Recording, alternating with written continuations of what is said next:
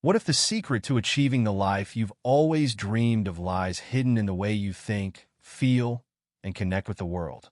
In this audiobook, we'll explore the transformative power of mindset, resilience, and gratitude to uncover the extraordinary potential within us all.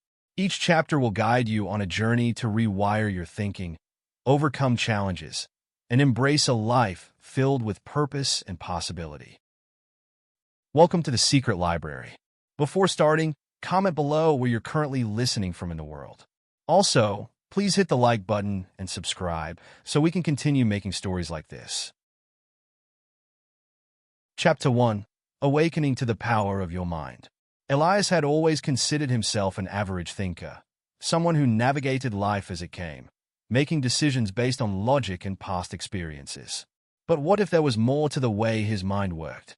What if the key to everything he ever wanted, success, happiness, fulfillment, was already within him, waiting to be unlocked? The idea seemed both thrilling and intimidating, but as he delved into the world of neuroscience, psychology, and human potential, he began to realize a truth that had been hidden in plain sight. His mind was the most powerful tool he possessed, and it was time to rewire it for extraordinary results. The journey began with awareness. Elias had to first understand that his thoughts were not just fleeting ideas but actual forces shaping his reality. Science had long confirmed that the brain is malleable, capable of forming and reforming neural pathways based on repetition, belief, and intention. This concept, known as neuroplasticity, fascinated him. It meant that no matter what his past looked like, he had the power to change his mindset, behaviors, and even his future by deliberately restructuring the way he thought. But rewiring the mind wasn't as simple as flipping a switch.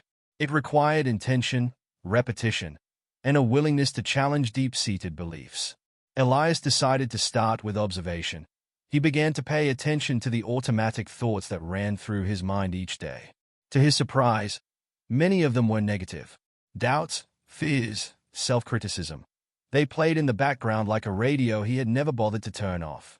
This realization was both unsettling and liberating. If he had unknowingly programmed himself with limiting beliefs, he could just as easily replace them with empowering ones. Elias began experimenting with small shifts in his thinking.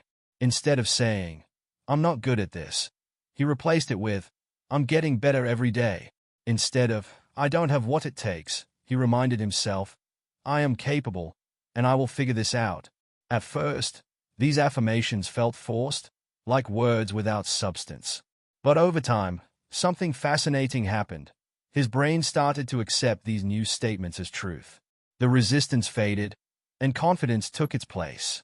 The next step in his rewiring process was visualization. Elias learned that the brain doesn't distinguish between real experiences and vividly imagined ones. Athletes had been using this technique for decades, mentally rehearsing their performances before stepping onto the field. If it worked for them, why not for him? Every morning, he spent a few minutes visualizing his ideal future, speaking confidently in meetings, achieving his personal goals, living a life filled with purpose. The images were so detailed that he could feel the excitement in his body as if they were already real. And in a way, they were. His brain was adjusting to a new normal, aligning his subconscious mind with the reality he wanted to create. Elias also discovered the power of gratitude in rewiring the mind.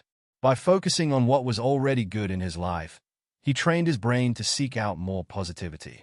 He started keeping a gratitude journal, writing down 3 things he was grateful for every day. Some days, it was big achievements. Other days, it was as simple as a kind word from a stranger or the warmth of sunlight on his face. The shift was subtle but profound. His focus moved away from lack and toward abundance, making him feel lighter and more optimistic about the future. One of the biggest challenges in this transformation was breaking old habits of thought. Elias realized that years of conditioning had created deeply ingrained neural pathways that didn't want to be erased easily. Doubt and fear tried to creep back in whenever he faced uncertainty. But now, he had tools to fight back. Whenever a negative thought surfaced, he challenged it. Where is the evidence that this is true? He would ask himself. More often than not, the fear was baseless, a ghost from the past trying to regain control. Rewiring his mind also meant surrounding himself with the right influences. Elias took stock of the people in his life, who uplifted him and who drained his energy. He started consuming content that aligned with his new mindset: books, podcasts, conversations that reinforced the idea that change was possible. He distanced himself from negativity, not because he disliked people, but because he knew he had to protect his energy during this critical period of transformation. Another breakthrough came when Elias realized the power of action. While affirmations and visualizations set the stage, real change required movement. He made a commitment to take one small action each day that aligned with his goals, no matter how insignificant it seemed. Progress wasn't about giant leaps. It was about consistent steps in the right direction. And as he took those steps, his confidence grew. He wasn't just thinking differently, he was living differently. As days turned into weeks, Elias started noticing external changes. People responded to him differently. Opportunities that once seemed out of reach now felt within grasp. His mind was no longer working against him but for him. It was as if he had unlocked a secret door within himself, one that had been waiting for him all along. Looking back, Elias realized that the hardest part wasn't learning new concepts, it was unlearning the old ones that had held him back. The process of rewiring his mind was ongoing, a continuous evolution rather than a one-time event. But now, he had the tools to navigate it. He had awakened to the power of his mind, and there was no turning back. As he sat down that evening, journal in hand, Elias wrote a simple yet powerful affirmation. I am in control of my thoughts, and my thoughts create my reality. With every repetition, the truth of those words became stronger. His journey had just begun, but for the first time in his life, he felt fully in charge of where he was going. Chapter 2. Breaking Free from Limiting Beliefs. Elias had taken the first steps toward understanding the power of his mind. But the next challenge lay in confronting the invisible chains that had held him back for years, his limiting beliefs. These beliefs had shaped his reality, dictated his actions, and reinforced the very patterns he was now trying to break. If he was truly going to rewire his mind, he needed to dismantle the false narratives that had kept him trapped in mediocrity.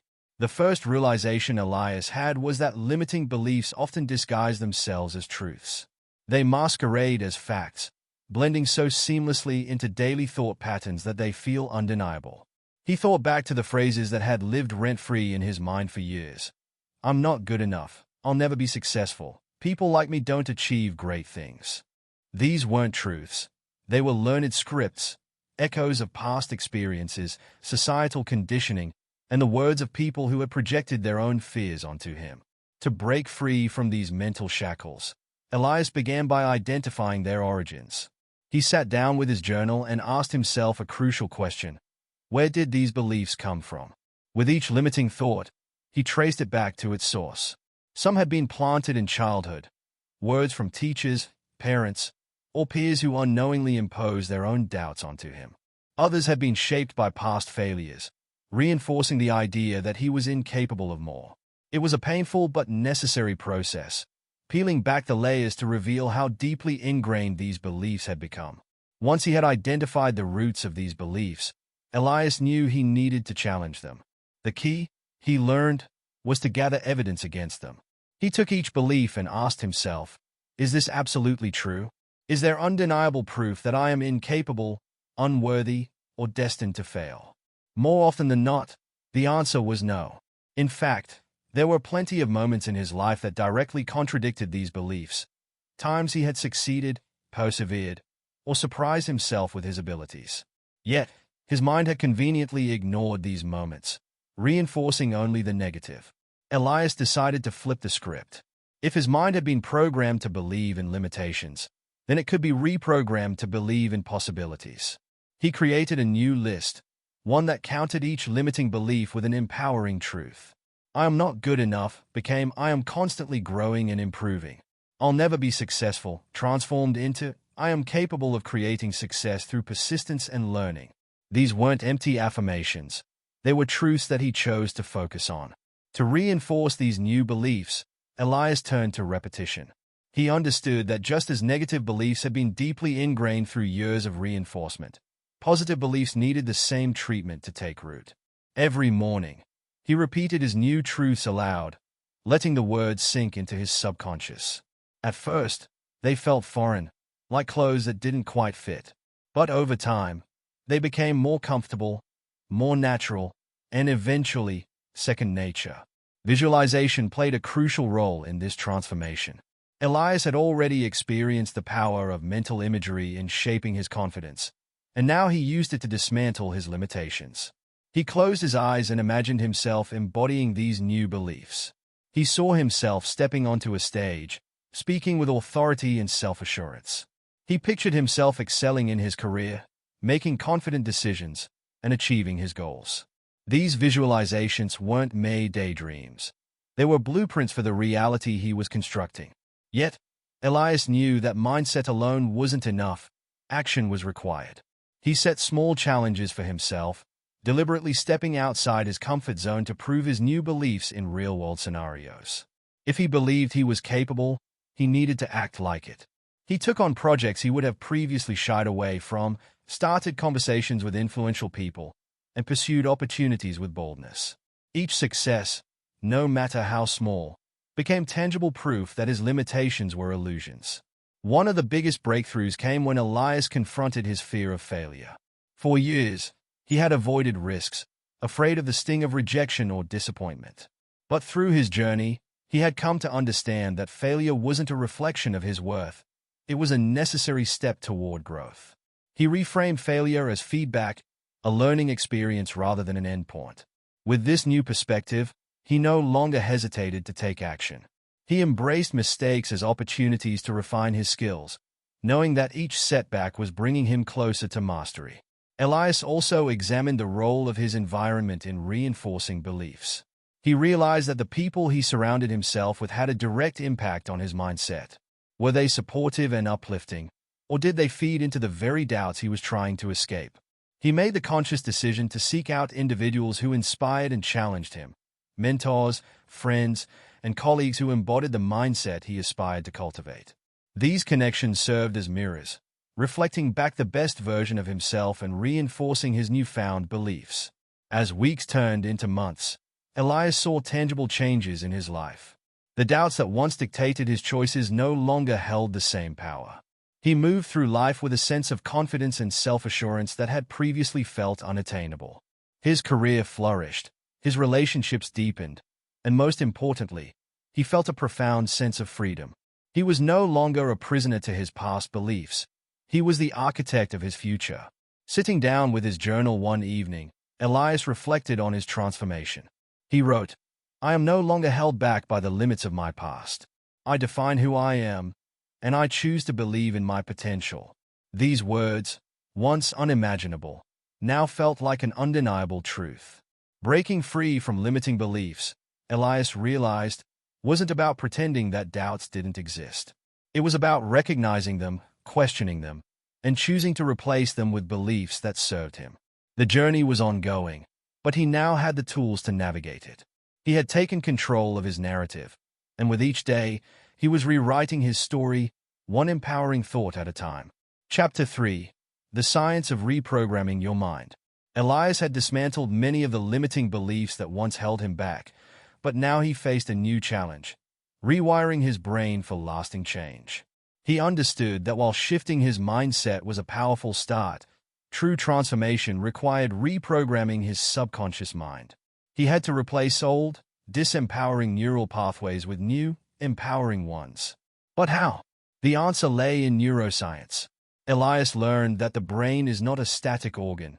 It is highly adaptable, a characteristic known as neuroplasticity. Every thought, habit, and behavior he engaged in was reinforced by neural connections, and the more he repeated these patterns, the stronger they became. His task was clear: to break old neural pathways while simultaneously creating new ones that aligned with his vision. To begin, Elias explored the role of repetition in mental reprogramming. He discovered that just as he had internalized limiting beliefs through years of reinforcement, he could internalize empowering beliefs through consistent practice. Every time he affirmed a new belief, visualized success, or took an action aligned with his new mindset, he was strengthening the corresponding neural pathways. Over time, these pathways would become dominant, making his new way of thinking and acting second nature. But repetition alone wasn't enough. Elias had to engage his emotions in the process. He learned that the brain prioritizes emotional experiences, embedding them deeply in memory. This meant that to make his affirmations truly effective, he needed to feel them. When he said, "I am capable of achieving greatness," he didn't just recite the words, he embodied the feeling of success. He closed his eyes, imagined himself thriving, and allowed a wave of excitement to course through him. By pairing emotions with new beliefs, he accelerated the reprogramming process. Another powerful tool Elias adopted was self-hypnosis. He discovered that the subconscious mind is most receptive to change when in a relaxed, trance-like state. By practicing guided hypnosis, he accessed the deeper layers of his consciousness, planting empowering suggestions that bypassed his usual mental resistance. These sessions reinforced his new beliefs, making them feel more natural and ingrained. Elias also studied the role of environment in shaping the subconscious mind. He realized that his surroundings influenced his thoughts and behaviors more than he had ever acknowledged. If he wanted to reprogram his mind, he needed to curate an environment that supported his transformation. He started by redesigning his workspace, filling it with visual reminders of his goals. He created a vision board, displaying images that represented his aspirations, and placed affirmations around his home. These constant cues helped reinforce his new mindset, keeping his focus sharp and unwavering. In addition to his physical environment, Elias examined the people he surrounded himself with. Neuroscientists had discovered that human brains sync with those around them through a phenomenon known as neural mirroring.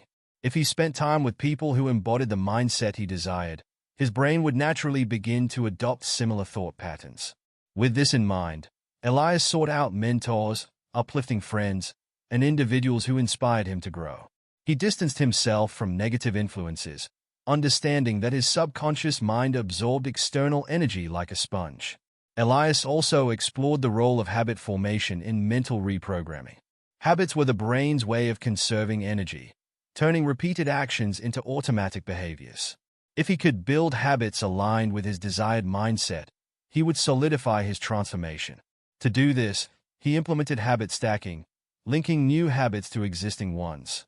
For example, after brushing his teeth in the morning, he would immediately recite his affirmations. By anchoring his new habits to established routines, he ensured their consistency. One of the most profound breakthroughs came when Elias discovered the power of identity-based change. Instead of simply setting goals, he began to reshape his self-image. Instead of saying, "I want to be successful," he told himself, "I am a person who takes consistent action toward success." By shifting his identity, he made his new mindset a fundamental part of who he was, not just something he was trying to achieve. To deepen his understanding of mental reprogramming, Elias studied the power of storytelling. He realized that his mind had been shaped by the narratives he told himself. If he wanted to rewire his mind, he had to rewrite his personal story. Instead of viewing his past as a series of failures, he reframed it as a journey of growth.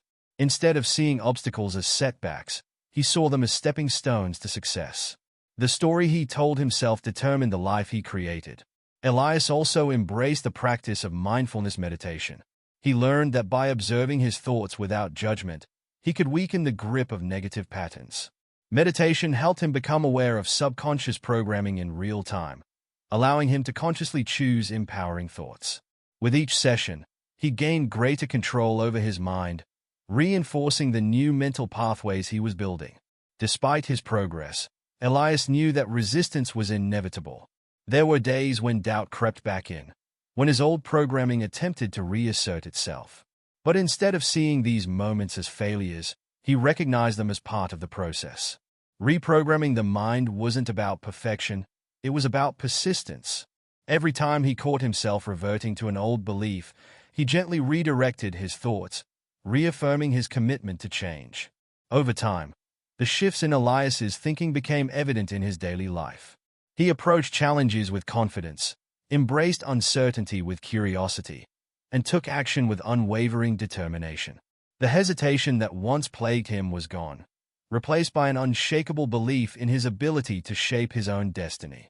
His transformation wasn't just theoretical, it was real, tangible, and deeply ingrained in the way he lived. One evening, as he reflected on his journey, Elias wrote in his journal, "I am no longer bound by old patterns. I am the architect of my mind, and my mind is the architect of my reality." These words resonated deeply, a testament to the profound transformation he had undergone. Reprogramming the mind, Elias realized, was not a one-time event. It was a lifelong practice. But now, he had the tools, the knowledge, and the unwavering belief that he could shape his reality from the inside out. With each passing day, his new mindset solidified, and the path ahead became clearer. The journey of rewiring his mind was well underway, and he was ready for whatever came next. Chapter 4: The Subconscious Mind and the Power of Thought. Elias had spent weeks diligently working to reprogram his mind, but he knew there was still a deeper level of understanding to uncover. If his thoughts truly shaped his reality, then he needed to explore the mechanism behind them, the subconscious mind. This hidden powerhouse had been influencing his actions, beliefs, and decisions his entire life, often without his awareness. To truly take control of his mind, Elias had to understand how to align his subconscious with his conscious desires. The subconscious mind, Elias learned, was vastly more powerful than he had previously imagined. Unlike the conscious mind, which operates in the present moment and handles immediate decision-making, the subconscious is a vast reservoir of memories, emotions, and ingrained habits.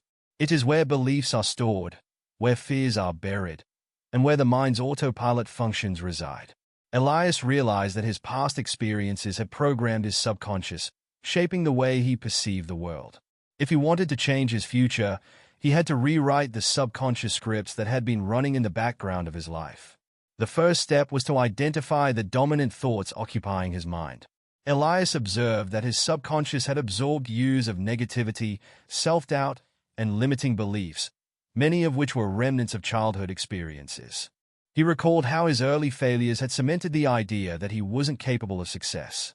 Though he no longer consciously believed this, his subconscious still reacted as if it were true, creating self-sabotaging behaviors that he hadn't even realized were there. Elias decided to implement a powerful tool, affirmations. He had dabbled in affirmations before, but now he understood their deeper purpose. Repeating positive statements wasn't just about motivation. It was about rewiring the subconscious. The more often he repeated empowering phrases, the more deeply they would be embedded in his subconscious, replacing the old, limiting beliefs. He crafted personalized affirmations such as, "I am capable of achieving greatness, success flows to me effortlessly," and "I trust my intuition and take decisive action." He repeated them daily, saying them aloud with conviction, writing them down, and even recording them to listen to before bed. Another key to reshaping the subconscious was visualization. Elias discovered that the subconscious mind responds to imagery more powerfully than to words alone. To reinforce his new programming, he closed his eyes and vividly imagined himself already embodying his desired future. He saw himself speaking confidently, achieving his goals, and living the life he had envisioned. These mental rehearsals sent clear signals to his subconscious, reinforcing the belief that success was not only possible but inevitable. Over time, these visualizations began to feel more real, and his actions started aligning with the new self-image he was cultivating.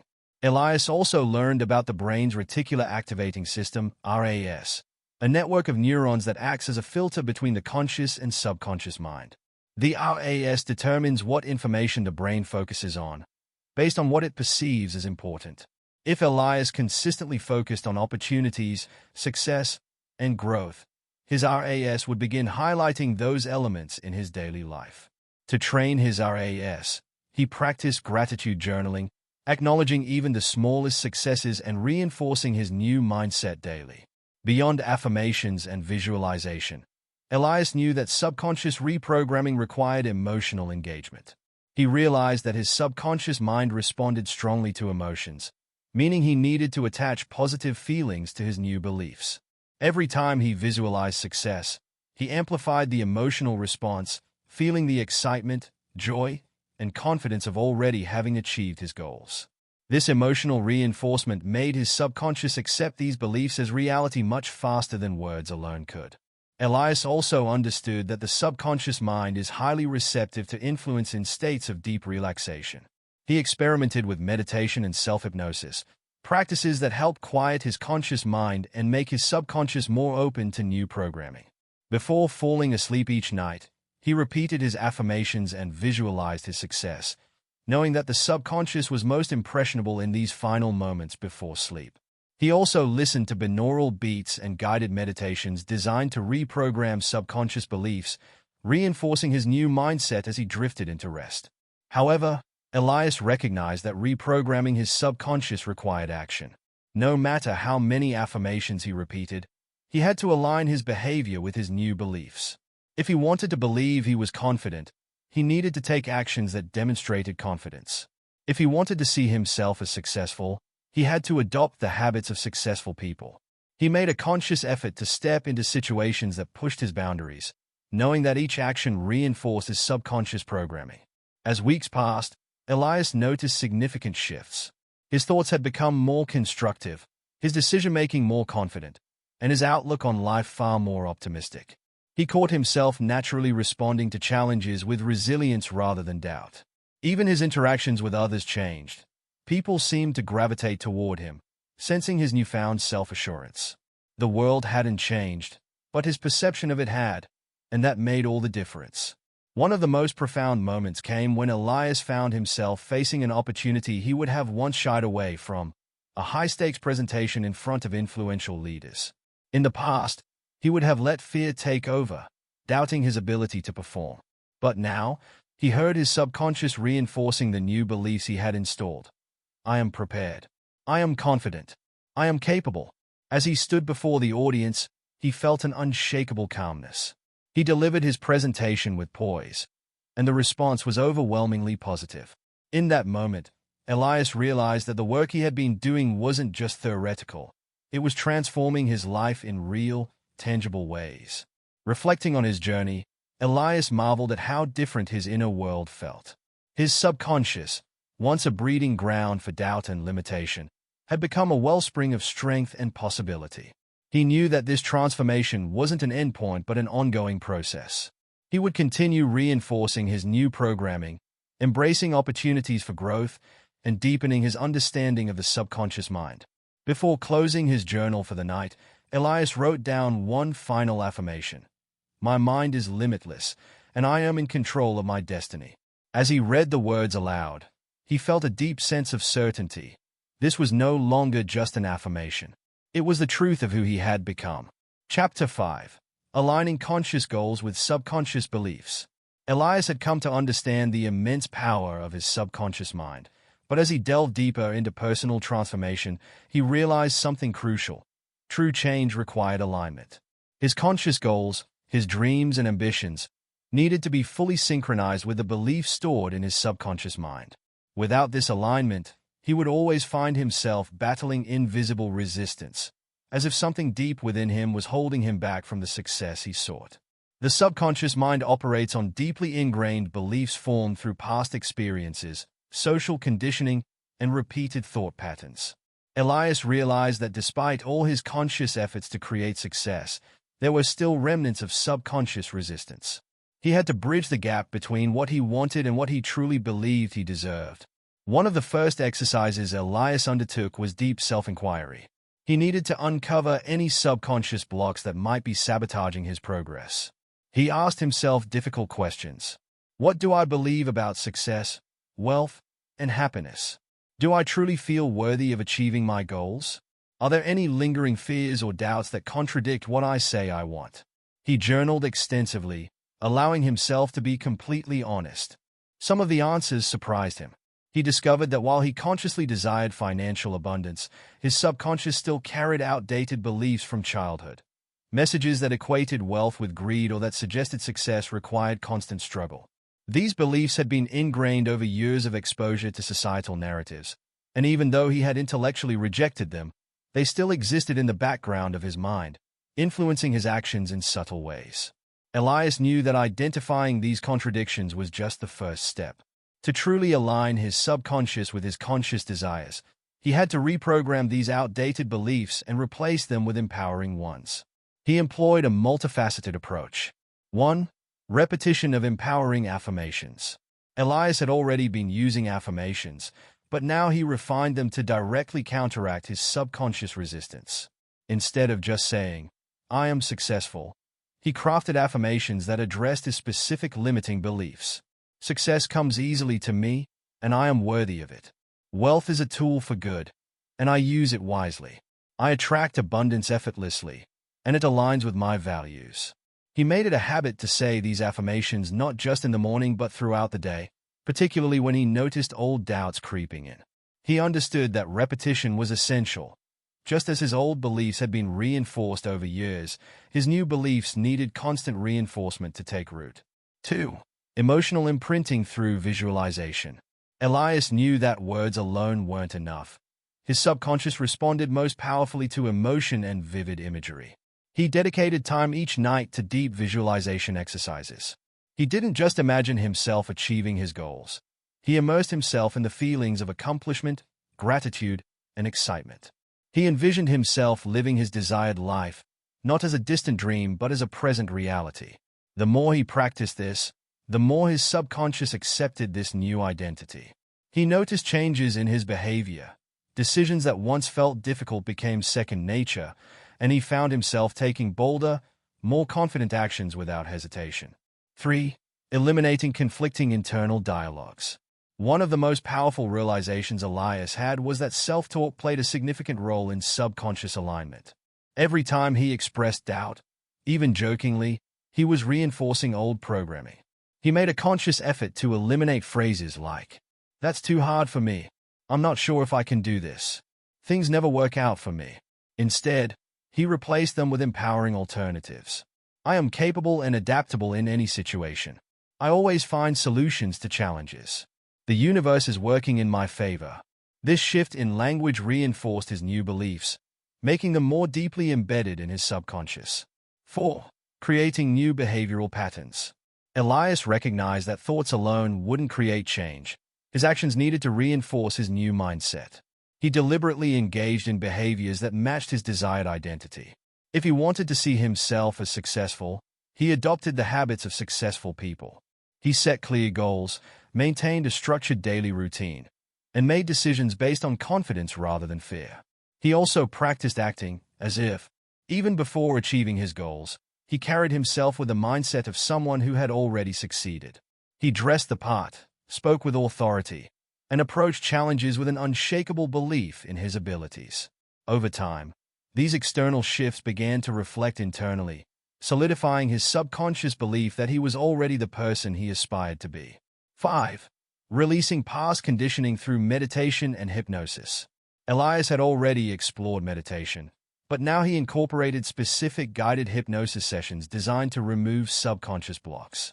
He found that entering a deeply relaxed state allowed him to bypass the conscious mind and directly influence the subconscious.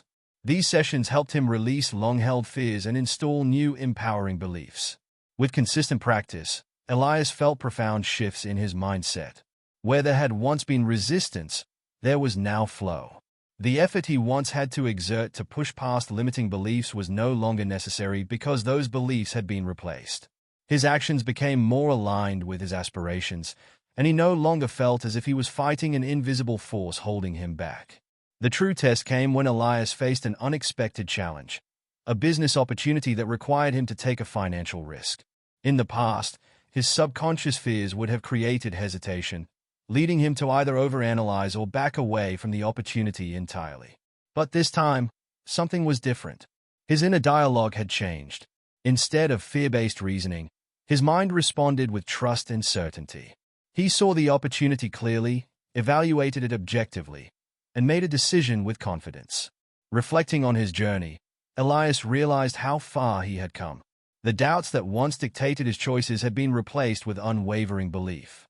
The subconscious resistance that had once sabotaged his efforts was gone. He had aligned his conscious goals with his subconscious beliefs, and as a result, everything in his life began to shift in the right direction. Before closing his journal for the night, Elias wrote a final affirmation. "I am fully aligned with my highest potential. My mind and actions are in perfect harmony, and success flows to me effortlessly. As he read the words aloud, he felt an undeniable truth within them.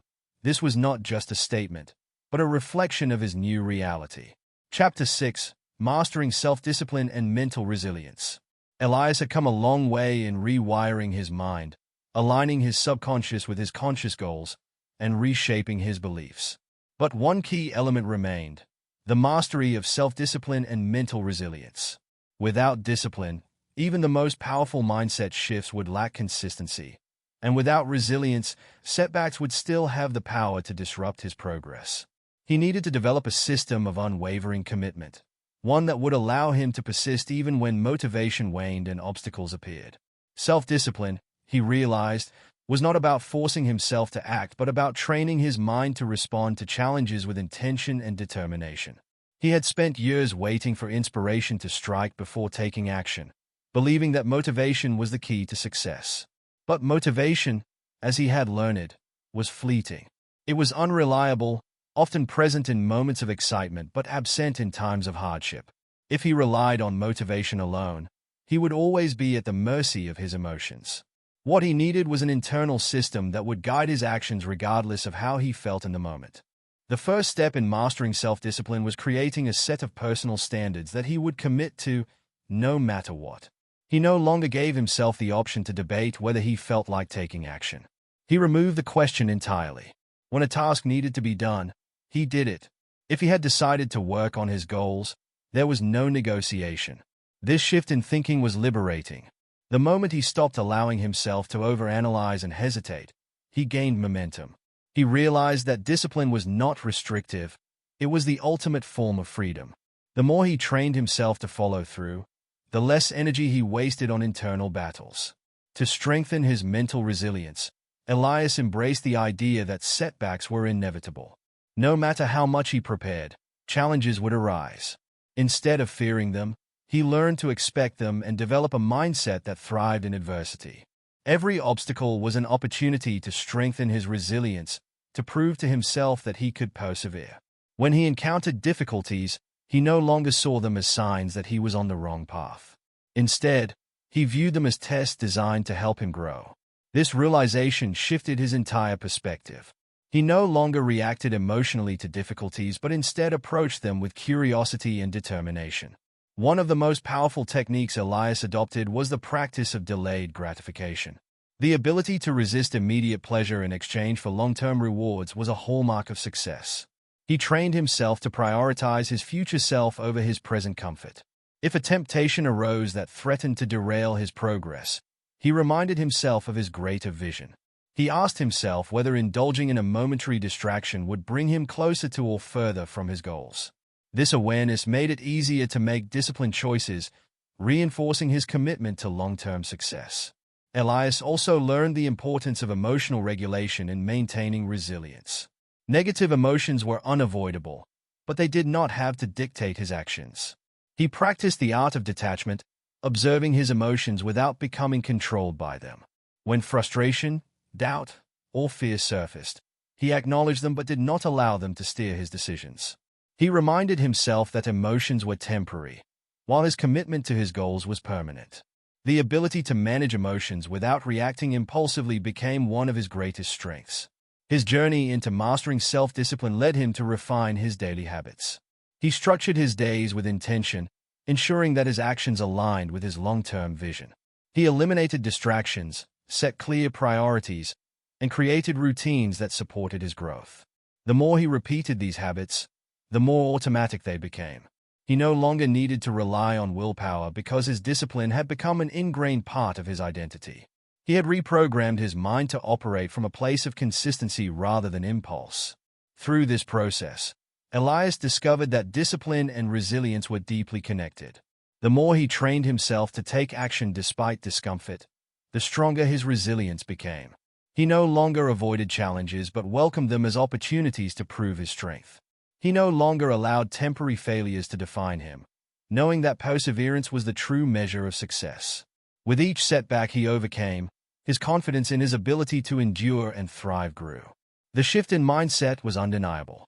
The hesitation and self-doubt that had once plagued him were replaced with certainty. He no longer questioned whether he was capable of following through, He simply did. He no longer feared failure. He embraced it as part of the process. The transformation was not in what he did, but in how he viewed himself. He had become someone who showed up every day, who acted with purpose, and who remained steadfast in the face of adversity. Elias's newfound mastery of self-discipline and resilience had a profound impact on every aspect of his life. His relationships improved as he became more dependable and present. His work performance skyrocketed as he tackled projects with focus and determination. His confidence reached new heights as he realized he could trust himself to do what needed to be done. Every challenge he faced was now met with a sense of control and composure. As he reflected on his journey, he recognized that discipline was not about punishment or deprivation. It was about making empowered choices that led to freedom. Resilience was not about avoiding hardship, but about growing stronger through it. He had built a foundation that would support him for a lifetime, one that would carry him through every challenge and lead him to every success. Before closing his journal for the night, Elias wrote a simple but powerful statement. I am unshakable. My discipline is my freedom, and my resilience is my strength. As he read the words aloud, he knew they were no longer just affirmations. They were the truth of who he had become. Chapter 7, Mind Over Matter, Harnessing the Power of Thought. Elias had made tremendous progress in reshaping his thoughts and aligning his subconscious with his goals. But he had yet to fully grasp one of the most powerful truths. His thoughts were not just passive ideas floating through his mind.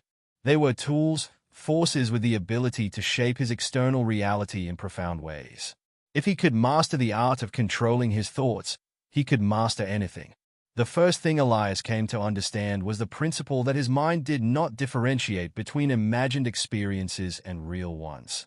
Studies in neuroscience had shown that when a person vividly imagined an event, the same neural pathways were activated as if they were actually experiencing it.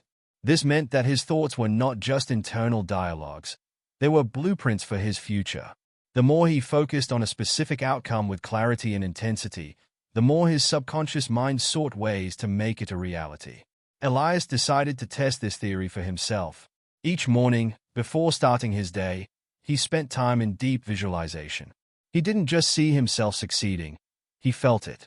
He imagined the sensation of accomplishment, the confidence in his movements, the satisfaction of knowing he had achieved something great. He created entire mental scenarios where he was thriving, speaking with authority, making powerful decisions, and effortlessly handling challenges. At first, this exercise felt unnatural, as if he was simply playing make-believe. But over time, something remarkable happened. His mind began accepting these visions as truth. His actions naturally started aligning with the images he had implanted, and he found himself making choices that propelled him forward without the internal resistance he had once battled. Beyond visualization, Elias became hyper-aware of his daily thoughts.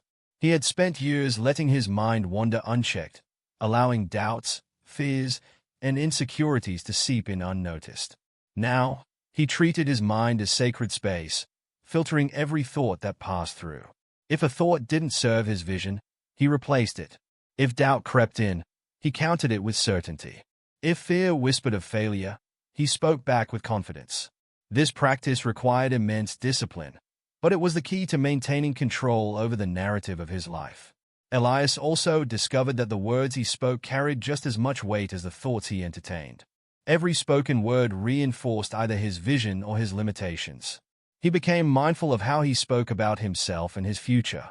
Instead of saying, I hope things work out, he said, things are working out in my favor. Instead of saying, I don't know if I can do this, he affirmed, I am more than capable. With every phrase he altered, he strengthened the mental foundation he was building. As Elias mastered the ability to direct his thoughts, he noticed an unexpected benefit. His emotions became easier to regulate. He had always assumed that emotions were uncontrollable forces, reacting to external circumstances. But now, he saw them for what they were, responses triggered by thought. If he could change the thought, he could change the emotion. When anxiety surfaced, he traced it back to the thought that had sparked it. If the thought wasn't grounded in reality, he discarded it. If it pointed to an area he needed to address, he took action instead of dwelling on fear. The more he applied this approach, the more he realized how much unnecessary emotional turmoil he had carried in the past. One of the most powerful revelations came when Elias learned about the impact of focus. Whatever he gave his attention to grew stronger. If he focused on obstacles, they expanded. If he focused on solutions, they became clearer. This realization changed the way he approached challenges. Instead of fixating on what could go wrong, he trained himself to immediately seek solutions. If a problem arose, he asked himself, "What can I do right now to move forward?"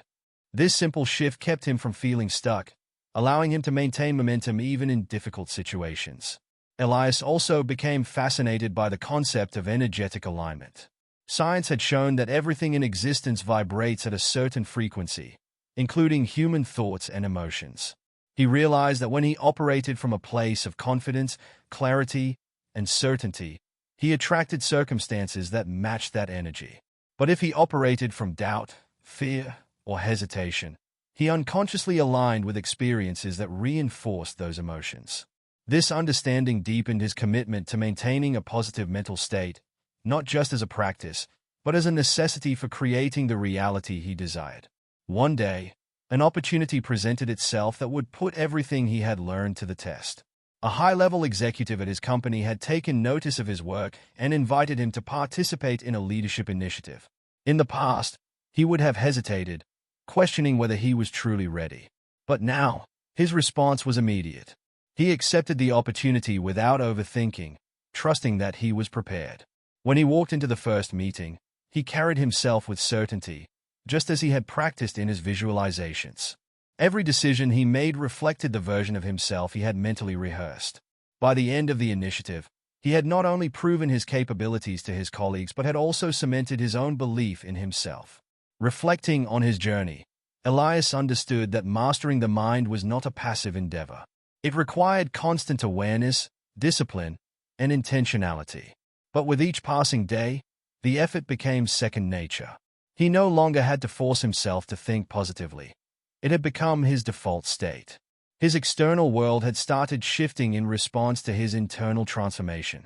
Doors that once seemed closed were now open. Opportunities that once felt out of reach were now within his grasp. He had not changed who he was.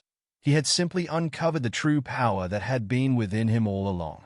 As he prepared for another day, Elias sat down to write in his journal. He penned a statement that summed up everything he had come to know. "My thoughts are my greatest tool. With them, I shape my reality, direct my emotions, and define my future. I am in control, and I choose to create the life I desire." As he closed the journal, he knew that this was no longer just a belief, it was the truth he had proven to himself time and time again. Chapter 8. Unlocking Limitless Potential. Elias had spent months refining his mental discipline, aligning his thoughts with his goals, and mastering the art of visualization. But as he reached new levels of awareness, he realized something profound. He had only scratched the surface of his true potential. If the mind was as powerful as he had come to believe, then what were its true limits? Or did it have any at all? The thought of boundless potential both excited and unsettled him. He had seen glimpses of it before, moments where he performed at levels beyond what he had believed himself capable of. Times when clarity seemed effortless, creativity flowed endlessly, and solutions appeared as if by intuition. What was the force behind these moments? Could they be replicated? Was there a way to tap into this limitless potential at will? Elias dove deep into research, studying the lives of those who had accomplished extraordinary feats, scientists who revolutionized entire fields, athletes who broke records against all odds, artists whose creativity defied logic. He noticed a common thread among them. These individuals all spoke about a state of being where they lost awareness of effort and simply performed. They called it different names: the flow state, the zone, the peak experience, but the essence was the same. They had tapped into something beyond conscious control, a level of mind that seemed to transcend the ordinary. To understand how to access this state, Elias first needed to examine what held people back. Fear was at the top of the list. Fear of failure, fear of judgment, fear of uncertainty. All of these mental constructs acted as barriers, limiting what people believed they could do. He had seen how fear had dictated his own choices in the past, how it had whispered doubts that led to hesitation and inaction. If he wanted to unlock his full potential, he had to dismantle fear at its core. Elias experimented with pushing his limits, deliberately stepping into situations that made him uncomfortable. He forced himself to take on challenges that once seemed intimidating. Each time, he discovered that his fears were far less real than they had appeared in his mind. What had once seemed impossible became doable, and with each small victory, his belief in his limitless potential strengthened. Another breakthrough came when Elias learned about brainwave states and their impact on performance. The brain operates on different frequencies, beta, alpha, theta, and delta, each associated with varying levels of awareness and cognitive ability. He found that peak performance was often linked to the alpha-theta state, a balance between alertness and relaxation where the subconscious mind became more accessible. Through meditation and breathing techniques, he trained himself to enter this state deliberately. The results were astonishing. His ability to process information increased, creativity surged, and tasks that once required immense effort became fluid and natural. Elias also discovered that energy played a significant role in unlocking potential. The body and mind were not separate. They were deeply interconnected. Physical movement, breathwork, and nutrition all influenced cognitive ability. He optimized his diet, ensuring that he fueled his brain with the right nutrients. He practiced breathwork techniques that heightened focus and energy. He incorporated movement into his daily routine, realizing that a stagnant body led to a stagnant mind. By taking care of his physical vessel, he created an environment where his mind could operate at its highest level. One of the most surprising revelations came when Elias studied the power of belief. He read about the placebo effect, cases where people healed themselves through belief alone. If the mind could influence physical health to such a degree, what else was it capable of? He began to reframe his reality, not as a fixed set of circumstances but as something malleable, shaped by his perceptions and beliefs. If he believed in his limitless potential, then it would become his reality. But if he allowed doubt to creep in, then that doubt would manifest as truth.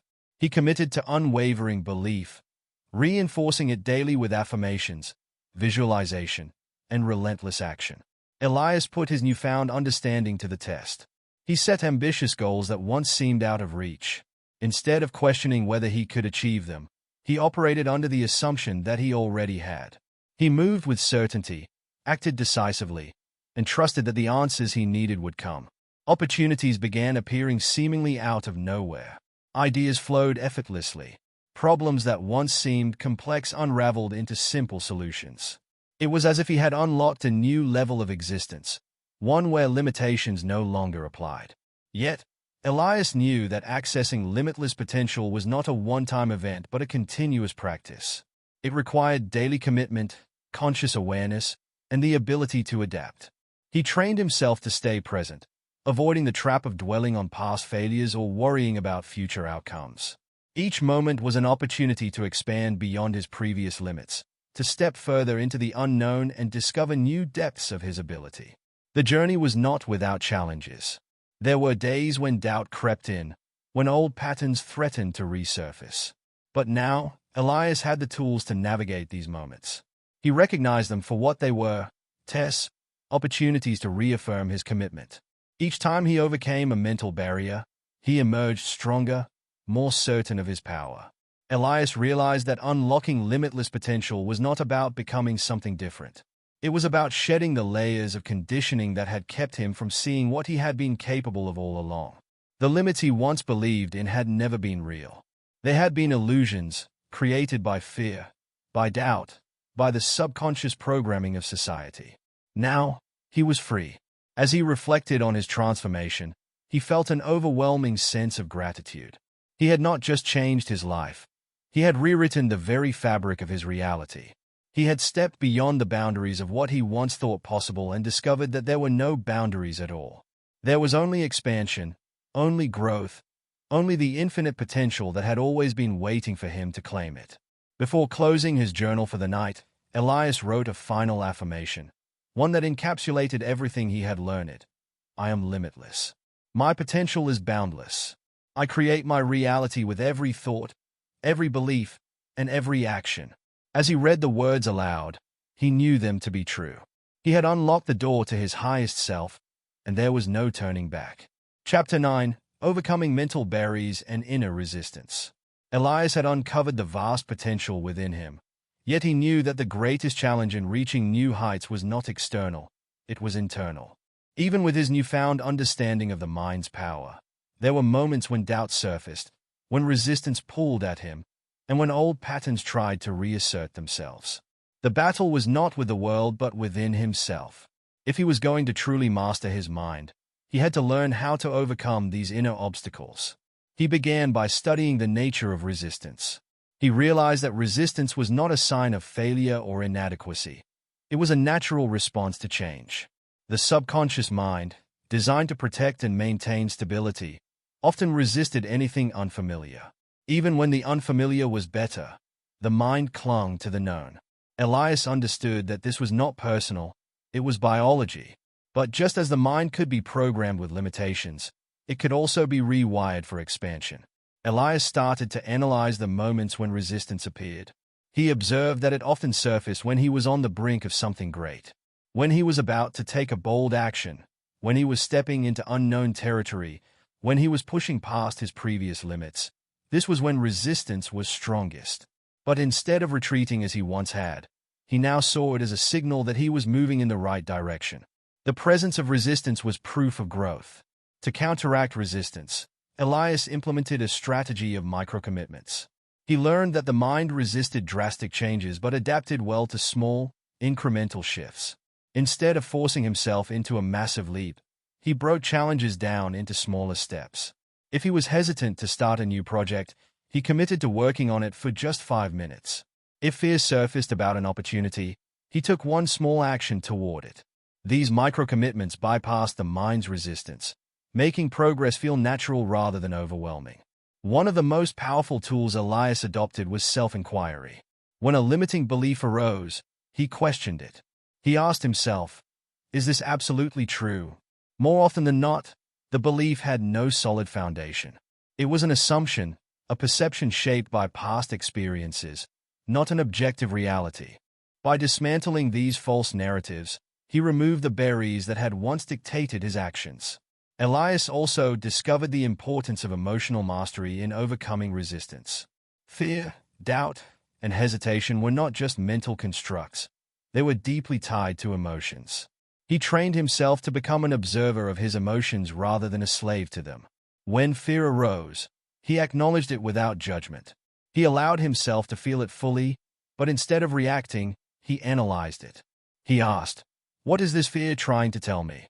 In most cases, he found that fear was not a warning of real danger but an echo of old insecurities. By facing these emotions head-on, he stripped them of their power. Visualization became another key tool in breaking through resistance. Elias learned that by mentally rehearsing success, he could desensitize his mind to fear. He envisioned himself overcoming challenges, delivering powerful speeches, stepping into leadership roles, and thriving in situations that once intimidated him. Each visualization served as a rehearsal for reality. When the actual moment arrived, his mind had already experienced it, making it feel familiar and achievable rather than daunting. To reinforce his newfound mindset, Elias surrounded himself with proof of what was possible. He immersed himself in the stories of individuals who had faced similar struggles and triumphed. Reading about those who had overcome immense odds strengthened his belief that he, too, could conquer any obstacle. He built a mental library of success stories, using them as fuel whenever doubt attempted to creep back in. As he continued his journey, Elias recognized another subtle but powerful force that had once held him back: his attachment to past identity.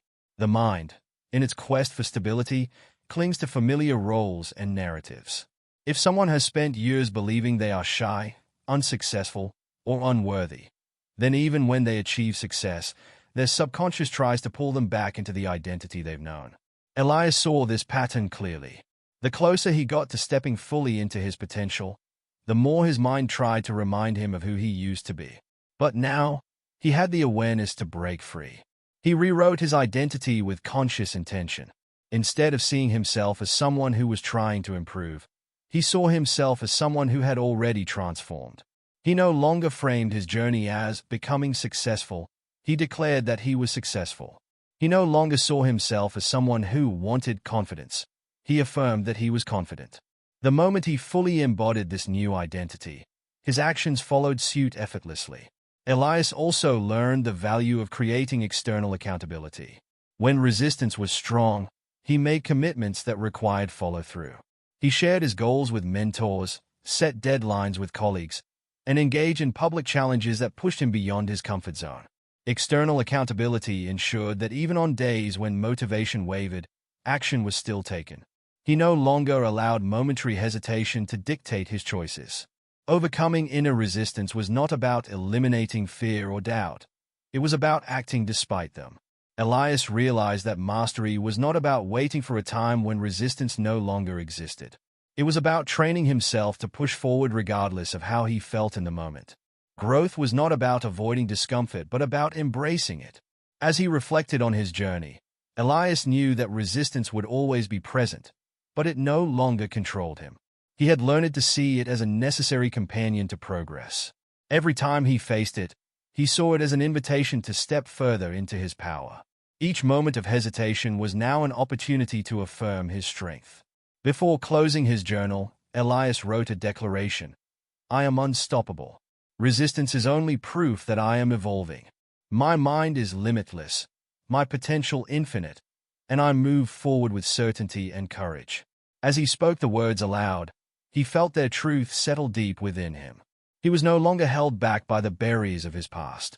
He had broken free, and nothing could stand in his way. Chapter 10. Breaking Through the Final Limits. Elias had conquered countless mental barriers, reframed his beliefs, and mastered the art of self-discipline. Yet, as he looked ahead, he sensed that one final obstacle remained, the invisible threshold that separated ordinary effort from extraordinary results. He had achieved so much, but he knew that the greatest transformations happen when a person steps beyond what they think is possible. He needed to push past his final limits. He began by reflecting on what limits really were. Most people assumed their limitations were external, tied to circumstances, environment, or resources. But Elias had learned that the true limits existed only in the mind. Every achievement he had ever reached had first been a mental conquest before it became a physical reality. If that were true, then the barriers that still remained were nothing more than illusions waiting to be dismantled. The first challenge in breaking final limits was facing fear at its core. Elias had conquered fear before, but now he sought to understand it on a deeper level. Fear was not just an emotion, it was a mechanism of self-preservation. It sought to keep him within known boundaries, away from risks and uncertainties. He realized that breaking final limits required not just managing fear but befriending it. Instead of seeing fear as an obstacle, he began viewing it as a guide. Whenever fear appeared, it signaled that he was stepping into territory worth exploring. He put this new philosophy to the test. When an opportunity arose to present his ideas at an international conference, his first instinct was to hesitate. The old doubts flickered in. Was he truly ready for this level of exposure? But now, instead of retreating, he leaned into the fear. He acknowledged it, thanked it for its concern, and then moved forward anyway. As he stepped onto the stage before hundreds of people, he felt an electrifying realization. This moment was only possible because he had broken past an invisible limit. His fear had been a mirage, dissolving the moment he confronted it. Pushing beyond limits also required redefining failure. Elias had long since abandoned the fear of failure, but now he sought to embrace it as a necessary part of expansion. He studied individuals who had achieved greatness and noticed a common trait among them. They had all failed spectacularly before succeeding. What separated them from the rest was their ability to see failure not as an endpoint, but as data, feedback that guided them to refine their approach. He decided to adopt this mindset fully. Every failure was now a stepping stone, a marker of progress. Each time he faced a setback, he adjusted his strategy and continued forward with even greater momentum. As he progressed, Elias also encountered another hidden limit: the comfort of past success. He realized that sometimes previous accomplishments created a mental ceiling. People become satisfied with their progress and unknowingly slow their growth. He refused to fall into that trap. No matter how much he had achieved, he reminded himself that there was always another level to reach. Growth was infinite, and the only true limit was complacency. To keep himself in a state of constant expansion, Elias committed to the practice of deliberate discomfort. He actively sought out situations that stretched him, whether it was learning a new skill, tackling a problem he had never faced before, or engaging with individuals who challenged his thinking. Growth, he realized, was not about reaching a final destination. It was about the ongoing pursuit of something greater. The more he exposed himself to discomfort, the more he expanded his capacity. One of the greatest breakthroughs came when he stopped waiting for the right time. He recognized that there would never be a moment when he felt fully ready, fully prepared, or fully confident. The people who achieved the extraordinary were those who took action before they felt ready. They stepped into the unknown, trusting that they would figure things out along the way. Elias made a decision. From this moment forward, he would never wait. If an opportunity appeared, he would take it. If a challenge arose, he would face it. If he had an idea, he would act on it. He would live in a constant state of movement. With this shift in mindset, his world expanded even further. He found himself taking bolder actions, pursuing dreams that once seemed distant. He no longer measured himself by past achievements but by his willingness to push forward every day. The external rewards, financial success, recognition, influence, became byproducts of the internal transformation he had undergone. He was no longer just succeeding, he was thriving. Elias's journey taught him a final lesson. There were no real limits, only the ones he imposed on himself. The barriers he had once feared had been nothing more than illusions, shattered the moment he had the courage to walk through them. He had rewired his mind, mastered his emotions, and learned to command his reality. He had become the person he once dreamed of being. And yet, he knew that the journey was far from over. As he sat in his quiet space, reflecting on everything he had learned, he wrote one last affirmation in his journal. I am limitless. I will never stop growing, expanding, and pushing beyond what I once thought possible. My mind is infinite, and my potential knows no bounds. As he read the words back to himself, he felt the truth of them resonate deep within him. There were no more limits to break, only new heights to reach. And he was ready for them all. Chapter 11. Achieving Peak Performance and Sustaining Momentum. Elias had shattered his perceived limits, broken through mental barriers, and stepped into a version of himself that once seemed unreachable. But as he looked at the path ahead, he realized that breakthroughs alone were not enough. True mastery came not just from achieving peak performance but from sustaining it. The real test was in maintaining the level of excellence he had worked so hard to reach and continually refining it to even greater heights. The first challenge Elias faced was understanding how peak performance was maintained over time. Many people achieved brief moments of greatness but found themselves slipping back into old patterns. He refused to be one of them. If he had reprogrammed his mind to overcome limits, he would now reprogram it to make excellence his default state. The first lesson was about energy management. High performance was not about working harder, it was about working smarter. Elias studied the world's top performers across various industries, from athletes to entrepreneurs, and noticed that they all had one thing in common. They optimized their energy, not just their time. They knew when to push forward and when to recharge. They structured their days around their natural energy cycles, ensuring that they were always operating at their highest level when it mattered most. Elias adopted this strategy for himself. He stopped seeing rest as a break from progress and started seeing it as a crucial part of progress itself. He prioritized quality sleep, knowing that deep rest was essential for cognitive function, memory retention, and overall performance. He fueled his body with high-nutrient foods, recognizing that what he consumed directly impacted his mental clarity and stamina. He incorporated movement into his routine, not just as exercise but as a means of keeping his energy flowing and his mind sharp. Beyond physical energy, Elias focused on mental clarity. He trained himself to operate with laser-like focus, eliminating distractions that drained his attention. He structured his tasks in deep work sessions, committing himself fully to one thing at a time. Multitasking, he realized, was a myth. It only diluted performance. Instead, he followed the principle of full immersion. Whatever he did with absolute presence. Whether it was a conversation, a project, or even a moment of rest, he was fully engaged. Another critical component of sustained peak performance was adaptability. Elias understood that growth was not linear. There would be moments when external challenges disrupted his routine, when unexpected circumstances forced him to shift course. Instead of resisting these changes, he embraced them. He trained himself to remain fluid, adjusting his approach without losing momentum.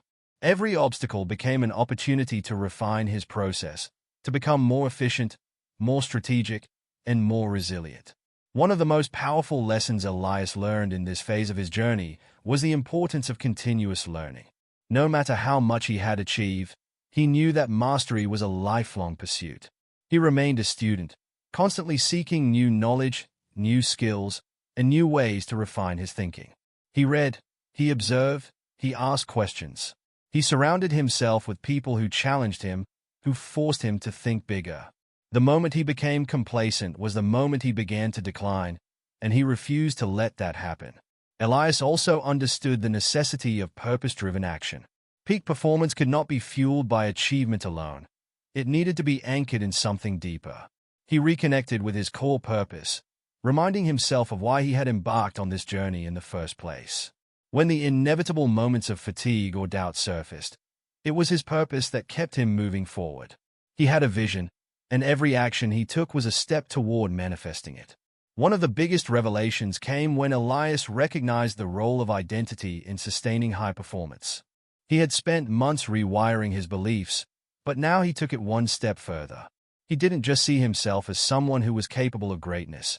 He saw himself as someone for whom greatness was a standard. High performance was not something he did. It was who he was. This identity shift made sustaining momentum effortless. Instead of needing to motivate himself daily, his actions became automatic. His habits, routines, and mindset were aligned with the highest version of himself. But perhaps the most crucial lesson of all was learning how to balance intensity with longevity. He had seen many people burn out by pushing too hard without creating space for renewal. He vowed not to make that mistake. He incorporated moments of stillness into his days, practicing mindfulness and reflection. He allowed himself to celebrate small wins instead of constantly chasing the next goal without appreciation. He found joy in the process, understanding that true mastery was not just about reaching the next level, it was about fully experiencing the journey itself. Elias's transformation was not just about what he had achieved, but about who he had become. He was no longer someone chasing success. He embodied it. His days were not dictated by external pressures, but by an internal standard of excellence that he had cultivated over time. He had rewired his mind to operate at its highest level, and in doing so, he had unlocked a way of living that was not just productive but deeply fulfilling. As he reflected on how far he had come, he wrote in his journal, "Peak performance is not a destination. It is a way of being. I am committed to my highest potential, not just for a moment but for a lifetime. Excellence is my standard, and I sustain it effortlessly." As he closed the journal, he knew the words were not just an affirmation. They were a reflection of his reality. He had achieved peak performance, and he would never let it go. He had become limitless, and there was no turning back. Chapter 12. Cultivating an Unstoppable Mindset. Elias had achieved a level of performance that once seemed unattainable, but he knew that sustaining excellence required more than discipline and external success. True mastery came from within. If he wanted to maintain and even elevate his momentum, he had to cultivate an unstoppable mindset, one that was immune to doubt, adversity, and the ever-present distractions of life. The first realization Elias had was that an unstoppable mindset was not about ignoring obstacles but about developing the resilience to overcome them. He had met many people who were talented, intelligent, and hardworking, yet they allowed setbacks to derail them. He refused to let that be his story. Challenges were not roadblocks, they were stepping stones. Each difficulty was an opportunity to refine his thinking, to strengthen his mental toughness, and to prove to himself that he was capable of handling anything that came his way. To cultivate this mindset, Elias focused on the foundation of all high performers: mental resilience. He trained himself to see problems differently. Instead of reacting emotionally to setbacks, he stepped back and assessed them objectively. What lesson was this challenge teaching him? How could he use this moment to grow? Rather than allowing difficulties to shake his confidence, he turned them into fuel. The greater the obstacle, the greater the opportunity to rise above it. One of the most powerful tools Elias developed was the ability to control his internal dialogue. The voice inside his head had the power to shape his reality. If he allowed negativity to take root, it would weaken his drive. But if he maintained a positive and empowering inner dialogue, he could keep his momentum going even in the toughest times. He became hyper-aware of his thoughts, catching any self-doubt the moment it appeared. He replaced limiting beliefs with empowering truths. Instead of thinking, "This is too difficult," he told himself, "I am capable of figuring this out." Instead of saying, "What if I fail?" he reframed it as, "Failure is a stepping stone to success." Elias also understood that an unstoppable mindset required emotional mastery. He had seen people sabotage their own success because they were controlled by emotions, fear, frustration, impatience. He refused to be one of them. He trained himself to stay calm under pressure, to make decisions from a place of clarity rather than reactivity. When faced with unexpected challenges, he took a deep breath, grounded himself in the present, and reminded himself that he was in control. His emotions no longer dictated his actions. His principles did. To reinforce his mindset, Elias embraced the concept of identity-based habits. He no longer saw high performance as something he did. He saw it as who he was. When faced with a choice between comfort and growth, he asked himself, "What would the highest version of me do?" The answer was always clear. He made decisions based on his future self, the person he was becoming, rather than his past limitations. This shift in perspective made discipline effortless. He didn't need external motivation. His actions were aligned with his identity. Another key element of an unstoppable mindset was the power of long-term vision. Many people got discouraged because they focused too much on short-term results. Elias trained himself to think in decades, not days. He understood that greatness was built over time, through consistent effort and unwavering commitment. When setbacks occurred, he reminded himself that they were just a small part of the bigger picture. He stayed patient, trusting that every action he took was compounding towards something far greater than he could see in the moment. Elias also adopted the practice of radical responsibility. He no longer blamed circumstances, people, or luck for his outcomes. Everything in his life, his success, his failures, his progress, was his responsibility. This level of ownership gave him an unmatched sense of control. If something wasn't working, he didn't complain, he adapted. If he fell short, he didn't make excuses, he learned. This relentless accountability made him untouchable. No external force could dictate his destiny because he had taken full command of it. One of the most profound shifts in his journey came when he stopped seeking validation from others. For years, he had been conditioned to measure his worth based on external approval, praise, recognition, status. But now, he realized that true power came from self-approval. He no longer needed validation because he knew who he was. His confidence was not dependent on outcomes but on his unshakable belief in himself. Whether people praised him or criticized him, his mission remained unchanged. He was driven by an internal fire that no one else could control. As Elias refined his mindset, he noticed that his external reality began to reflect his internal transformation. Opportunities flowed effortlessly. People were drawn to his energy, sensing the certainty and confidence he carried. Challenges that once seemed overwhelming now felt like minor inconveniences. The world had not changed, he had. His perception, his attitude, his unshakable belief in himself had shifted, and as a result, everything around him had begun to align with his vision. One evening, as he reflected on his journey, Elias wrote a declaration in his journal. "I am unstoppable. No challenge can break me. No setback can shake me. My mind is my greatest weapon, and I control my destiny with absolute certainty. I do not wait for circumstances to change. I shape them with my thoughts, actions, and relentless commitment to greatness." As he read the words back to himself, he felt a deep sense of knowing. This was not just an affirmation. This was his truth. He had cultivated an unstoppable mindset, and nothing could stand in his way. He was no longer just pursuing success. He was embodying it, living it, breathing it. And with this newfound certainty, he stepped into the next chapter of his life with unwavering confidence, ready to embrace the limitless future ahead. Chapter 13. The Evolution of Mindset, reaching higher levels of consciousness. Elias had developed an unstoppable mindset, but he soon realized that mastery was not an endpoint. It was a process of continuous evolution. The mind, like a muscle, required constant training and expansion.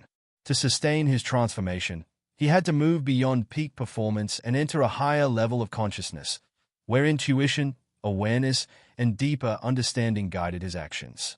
The first shift Elias made was recognizing the limitations of pure logic.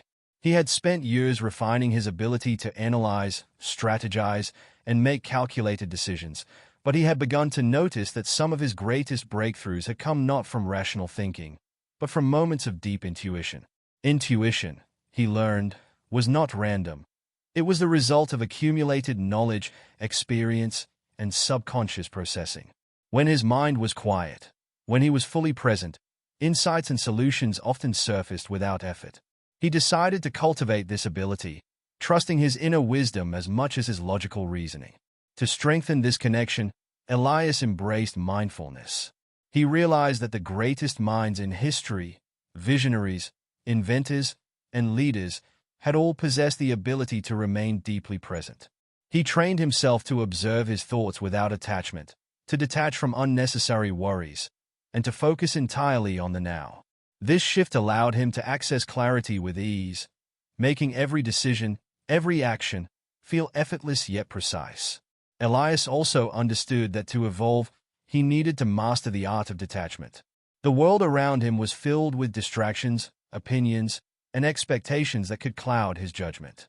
If he tied his identity to external outcomes, whether success, wealth, or recognition, he would always be vulnerable to circumstances beyond his control. Instead, he trained himself to detach from results while remaining fully committed to the process. He acted with intensity but without desperation, with focus but without attachment. He no longer feared loss because he understood that true power came from within. As he evolved, he sought to expand his perception of reality. Most people, he realized, live within the confines of what they had been taught, shaped by social conditioning and ingrained beliefs. But Elias had already proven to himself that beliefs could be rewritten, that limits could be broken. Now, he wanted to see just how far his mind could stretch. He delved into the study of consciousness, exploring how thought shaped not only personal outcomes but the fabric of reality itself. He studied the science behind neuroplasticity, the law of attraction, and quantum mechanics, realizing that the mind's potential extended far beyond what he had once believed. One of the most profound realizations came when Elias grasped the concept of nonlinear time. In the past, he had viewed his goals as distant points on a timeline, things to be achieved in the future. But now, he began to see time differently. If he operated as though his desired reality already existed, his actions and thoughts would align with that version of himself in the present. He no longer saw success as something he was chasing. He embodied it in every moment. His confidence was no longer based on past accomplishments but on his unwavering belief in his present self. As he expanded his consciousness, Elias found that synchronicities increased. Events seemed to align effortlessly. The right people entered his life at the right time. Answers appeared before he even asked the questions. He realized that this was not coincidence, it was alignment. When his thoughts, beliefs, and actions were in harmony, the universe responded accordingly. He had become the architect of his reality, shaping his experience through intentional focus. But with this newfound awareness came a great responsibility. He saw how easily the mind could be influenced by fear, by negativity, by doubt. He had trained himself to rise above these emotions, but he knew that true mastery meant using his knowledge to elevate others as well. He became more conscious of the energy he projected, ensuring that his words and actions uplifted those around him. He listened deeply, spoke with purpose, and led by example. His growth was no longer just about his own success. It was about creating a ripple effect, inspiring others to break free from their limitations. Elias also realized the importance of surrender. He had spent so much of his life trying to control every outcome, believing that relentless effort was the key to achievement. But now, he understood that while action was essential, trust was just as important. He had to trust that when he did his part, the rest would fall into place. He no longer forced solutions, He allowed them to unfold. He stopped resisting change and started embracing it. He flowed with life rather than against it. This level of mastery required daily refinement. Every morning, he set his intentions with clarity. Every evening, he reflected on his progress. He remained a student, constantly seeking deeper understanding. And most importantly, he stayed humble. No matter how much he achieved, he never allowed ego to cloud his vision. He understood that true wisdom was knowing that there was always more to learn. Elias's evolution had taken him beyond mere self-improvement. He had become something greater than he had ever imagined. He was no longer just operating at peak performance. He was operating from a higher state of being. He moved with confidence, not because he knew all the answers, but because he trusted himself to find them. He was free from doubt, free from fear, free from the constraints of conventional thinking. As he sat in quiet reflection, Elias wrote in his journal, "My mind is infinite. My consciousness is expanding. I do not chase success, I embody it. I do not seek power, I am power. I am evolving every moment, rising higher, seeing clearer, moving forward with absolute certainty. My potential is limitless, and I am ready for everything that awaits me." As he closed his journal, he smiled, knowing that this was not the end of his journey. It was only the beginning of a greater awakening, a higher level of mastery. He was not just living. He was fully alive, fully aware, and fully in control of his destiny. Chapter 14. Limitless Expansion. Becoming a Master of Reality. Elias had ascended beyond personal transformation into a space of boundless potential. His evolution was no longer about individual success, but about mastery over his entire reality. He had come to understand that his mind was not just a tool, but the architect of his existence. Now, he sought to harness this power fully, to move beyond self-imposed boundaries and into a state of limitless expansion. The first revelation Elias encountered in this new stage of mastery was the recognition that reality itself was fluid. Most people moved through life reacting to circumstances, believing that events happened to them. But Elias saw the deeper truth. Life was not happening to him. It was responding to him. His thoughts, emotions, and beliefs shaped the reality he experienced. If he wanted to continue evolving, he had to consciously direct this process. To test this, Elias experimented with the power of intention. Each morning, before engaging with the world, he set clear intentions, not just for what he wanted to accomplish, but for how he wanted to feel, how he wanted to perceive situations, and how he wanted to interact with others.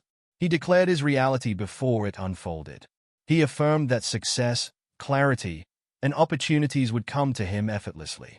He did not merely hope for these things, he expected them. And as he moved through his day, he noticed something remarkable. The more intentional he became, the more his external world aligned with his internal declarations. What once seemed like chance became predictable, as if he were scripting his own life. Elias also deepened his practice of visualization, but with a new understanding. He had used visualization before to reprogram his mind, but now he realized that mental imagery could be used to bend reality itself. When he visualized something with enough clarity, backed by strong emotion and unwavering belief, it felt as though it had already happened. And soon, it did. The people he needed to meet, the resources he required, the insights he sought, they all manifested in perfect timing. He saw this as evidence of a universal law. Reality molded itself around the strongest belief. But with this level of awareness came responsibility. Elias understood that his thoughts carried weight, not just in shaping his own life, but in influencing the energy around him. He became acutely aware of the vibrations he emitted. Negativity, doubt, and fear had no place in his mind, for he knew that they would ripple outward, drawing similar energies into his experience. Instead, he trained himself to operate from a state of unwavering certainty. He did not allow fear to dictate his choices. He did not entertain limiting beliefs. He only held space for what he wanted to create, knowing that anything less would dilute his power. Elias also realized that mastery required balance. He had spent years pushing himself, striving for higher levels of success, but now he saw that true mastery was not about force, it was about flow. There was a time for action and a time for stillness. a time for striving and a time for surrender. He allowed himself to work with the natural rhythms of life rather than against them. He listened to his intuition, knowing when to act decisively and when to step back. This balance allowed him to sustain his growth without burnout, to operate at peak performance without exhaustion. As he embraced this state of flow, Elias found that his sense of time shifted. He no longer saw success as something in the future, but as something happening now. He no longer rushed toward goals, desperate for achievement. Instead, he embodied success in the present, trusting that every moment was part of the greater unfolding.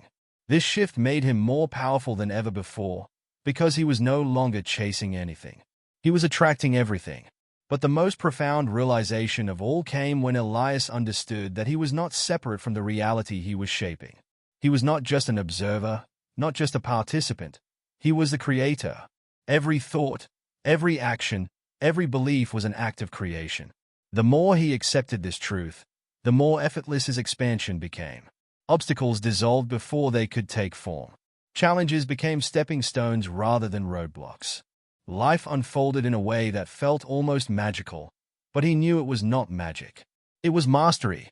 Elias had become a master of reality, but he also knew that mastery was an infinite journey. There was no final destination, no peak where growth ended. There was only endless expansion. And so, as he stood on the edge of this new frontier, he did not look for an endpoint. He looked for the next step, the next vision, the next level of consciousness to explore. As he wrote in his journal that evening, he felt an overwhelming sense of clarity. I am the creator of my reality. Every thought I think, every belief I hold, every action I take is shaping my world in real time. There are no limits, no barriers, only the ones I choose to believe in. I am limitless. I am infinite. I am expansion itself. As he closed his journal, Elias smiled. He was no longer just living, he was creating. And with that, he stepped forward into the limitless future that awaited him, fully aware that he had only just begun. Chapter 15, Conscious Creation, Designing Reality with Precision. Elias had mastered the art of expansion, but with that mastery came a deeper question. How does one not only shape reality but design it with precision? He had understood that reality responded to intention, that thoughts and beliefs mold experience, but now he sought to refine this process, to turn the act of creation into something as deliberate as a sculptor shaping clay. If he could master conscious creation, he could mold his future with the same certainty that an architect designs a blueprint. The first realization Elias encountered was that true conscious creation required absolute clarity. Vague intentions produced vague results. If he wanted to manifest something specific, he had to see it, feel it, and define it with sharp precision. He began crafting his desires with the same detail as an engineer drafting plans for a skyscraper. Instead of saying, I want success, he detailed exactly what that success looked like, where he was, what he was doing, who was with him, how it felt, how it smelled, the emotions flooding through his body.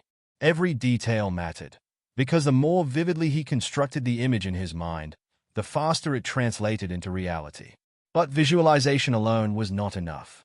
Elias knew that reality responded not only to thought but to action. He developed a system for aligning his daily actions with his grandest vision. Each morning, he asked himself a single question. What can I do today to bring me closer to my ultimate reality? He no longer operated from a place of random effort.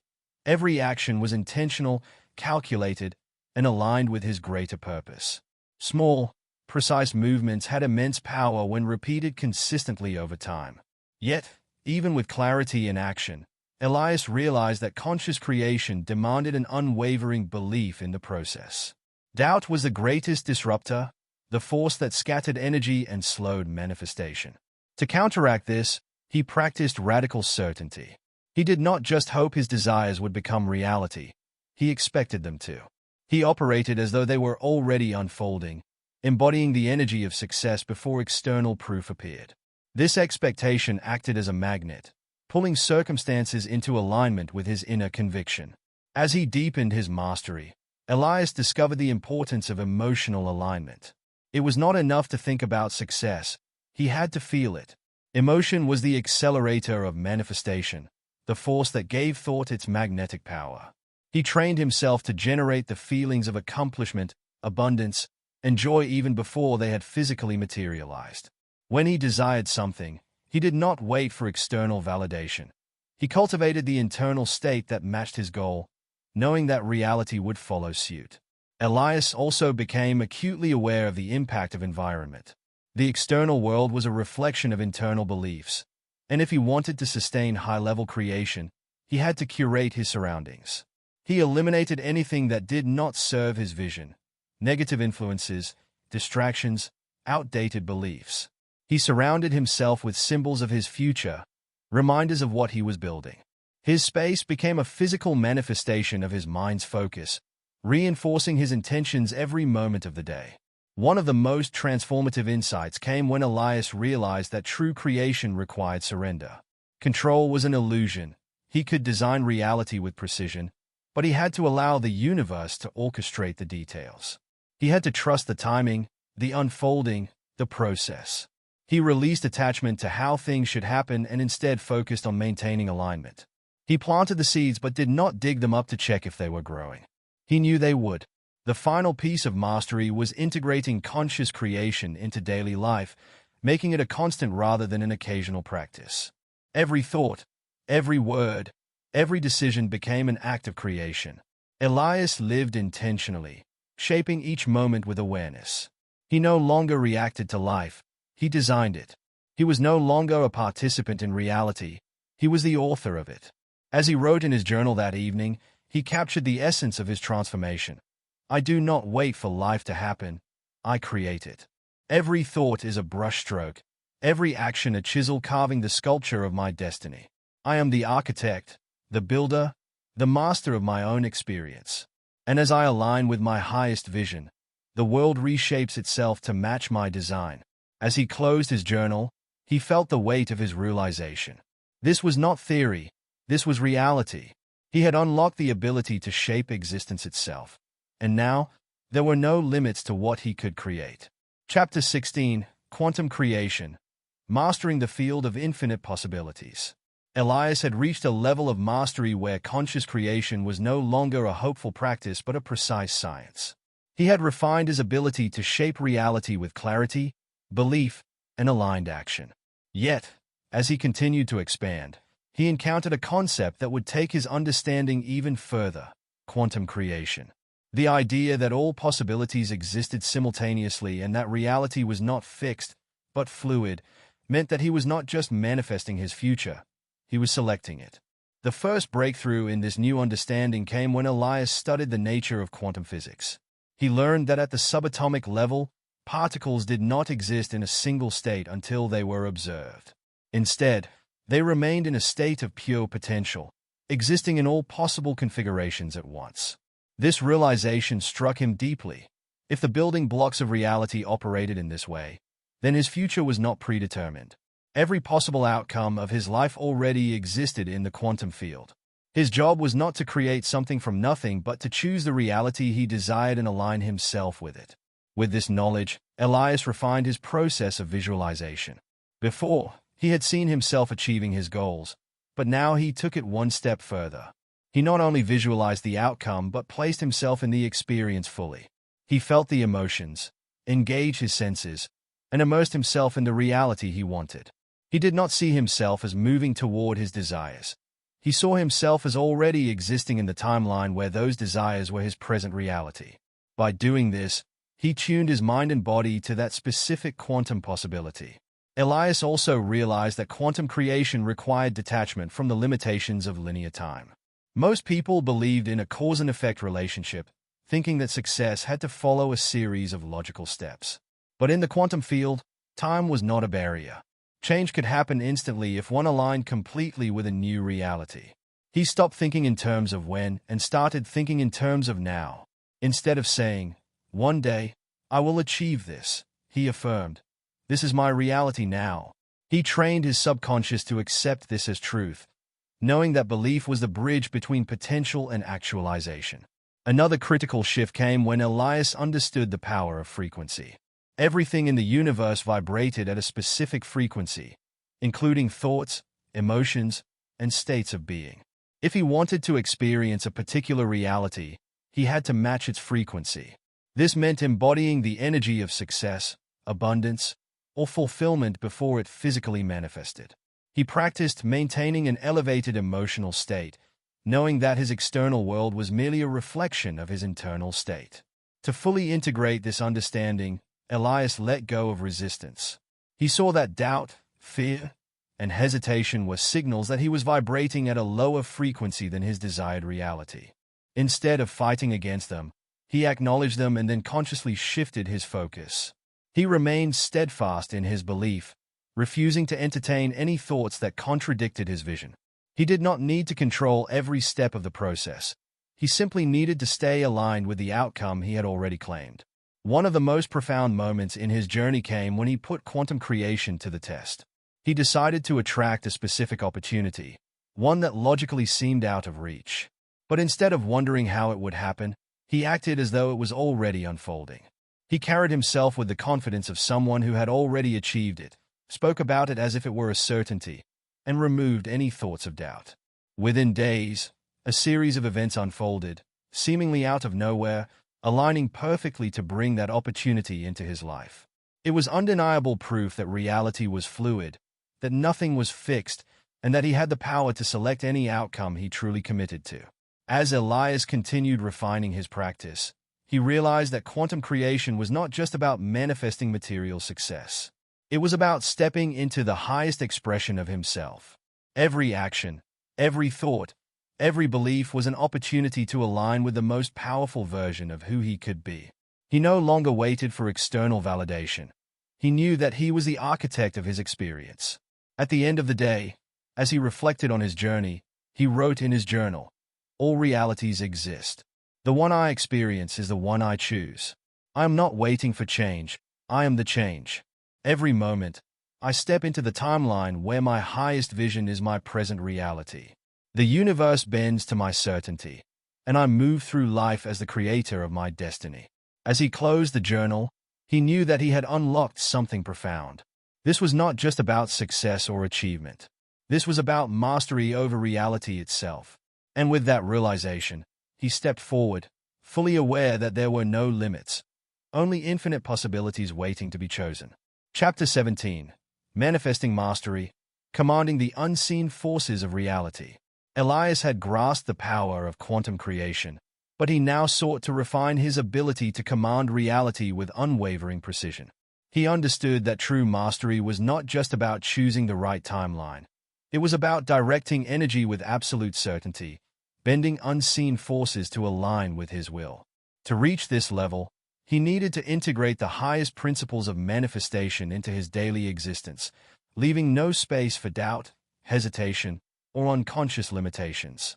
The first key to manifesting mastery was the recognition that the universe was not separate from him. It was responding to him. Every thought, emotion, and action emitted a frequency that determined the structure of his external world. Elias realized that he was not merely attracting his experiences, he was generating them. If he wanted to master this process, he needed to become hyperconscious of what he was projecting into the quantum field at all times. He began refining his awareness, monitoring his thoughts with an almost surgical precision. He no longer allowed himself to indulge in idle worries or unproductive doubts. Instead, he trained himself to remain in a state of deliberate focus, ensuring that every moment of his day was an affirmation of his desired reality. If a limiting thought attempted to surface, he intercepted it immediately, replacing it with a more powerful belief. One of the most powerful techniques Elias developed was the concept of embodiment. He understood that the mind could not differentiate between real experiences and vividly imagined ones. If he wanted to accelerate the manifestation of a specific reality, he had to embody it fully, mentally, emotionally, and physically.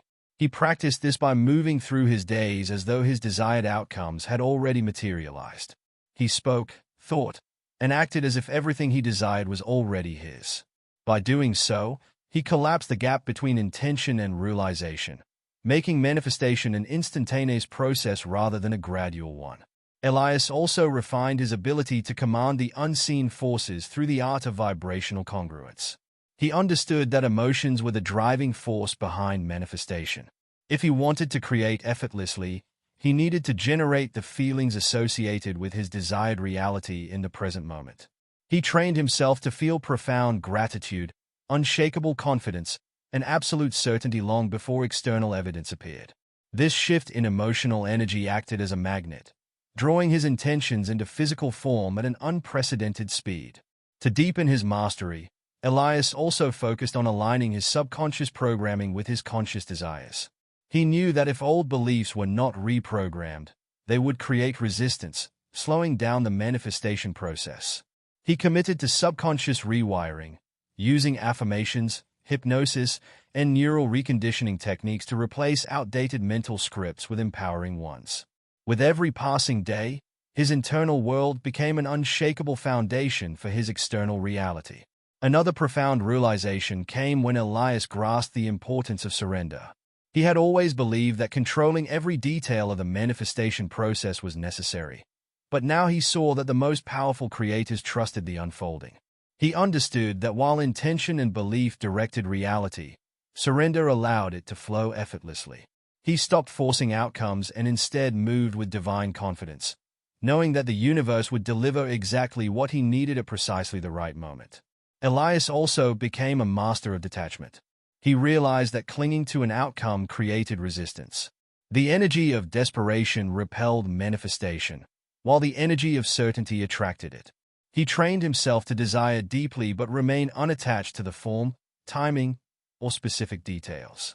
This paradox, intense intention combined with absolute detachment, became one of his greatest tools. As he fine-tuned his abilities, Elias began noticing extraordinary synchronicities. Events aligned in ways that defied logic. Opportunities presented themselves in perfect sequence. It was as if reality itself was conspiring in his favor. He knew this was not coincidence. It was the direct result of his conscious command over unseen forces. He had become a master of manifestation, not by chasing outcomes but by embodying them. One evening, as he reflected on his journey, Elias wrote in his journal, "I do not wait for miracles. I create them. I do not hope for alignment. I command it.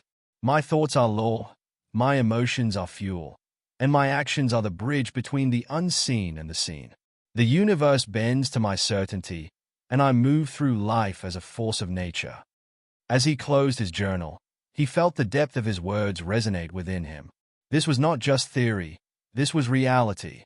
He had transcended passive manifestation and stepped into conscious command. He was no longer hoping for change, he was orchestrating it. And with this realization, he moved forward, fully aware that he was no longer just shaping reality, he was mastering it. Chapter 18. Harmonic Alignment, Synchronizing with the Universal Flow. Elias had reached a level of mastery where he could command reality with precision, yet he knew that true power was not just about control, it was about effortless alignment. He had mastered the art of manifestation, but now he sought to synchronize himself with the universal flow where every action, thought, and emotion was in perfect harmony with the infinite intelligence of existence. The first step in harmonic alignment was understanding that the universe operated through frequency. Everything, his thoughts, emotions, actions, and even external events, vibrated at a certain resonance. When he aligned with higher frequencies such as joy, confidence, gratitude, and purpose, life unfolded with ease. When he operated from lower frequencies such as doubt, fear, or hesitation, resistance appeared. The key was maintaining his alignment with the highest frequencies at all times. Elias developed a process to ensure his vibration remained elevated. Each morning, he tuned his frequency through a combination of meditation, gratitude, and visualization. He didn't just think about what he wanted, he felt it deeply, immersing himself in the emotions of already having achieved it. This practice wasn't about wishing, it was about embodying. By the time he started his day, he was already vibrating at the level of his desires, and reality had no choice but to reflect it back to him. One of the most profound insights he gained was that alignment was not about forcing outcomes, it was about allowing them. He had previously believed that effort and willpower were the most powerful forces in creation, but now he saw that surrender and trust were just as essential. When he acted from a place of alignment, things happened naturally. Doors opened without struggle, opportunities emerged without seeking, and solutions appeared without effort. The universe was not something to be controlled, it was something to be harmonized with. Elias also understood that alignment required clarity of intention. If his desires were vague or scattered, his results would be inconsistent. He refined his ability to focus, ensuring that every goal he pursued was crystal clear. But instead of chasing outcomes, he set intentions and let the universe handle the details. He learned to move forward with certainty while remaining flexible in the unfolding. The how was not his concern. His job was to maintain alignment and trust that the right path would reveal itself. As his understanding deepened, Elias became more attuned to the signals of alignment. He noticed that when he was on the right path, synchronicities increased. He would think of a solution, and the answer would appear. He would set an intention, and an opportunity would manifest. The universe spoke through signs, nudges, and intuitive insights, and he trained himself to recognize and follow them. When things felt difficult or forced, he knew he was out of alignment and needed to recalibrate. Instead of pushing harder, he would step back, reassess, and adjust his energy. One of the most transformative realizations Elias had was that alignment was not just about achieving goals, it was about a state of being.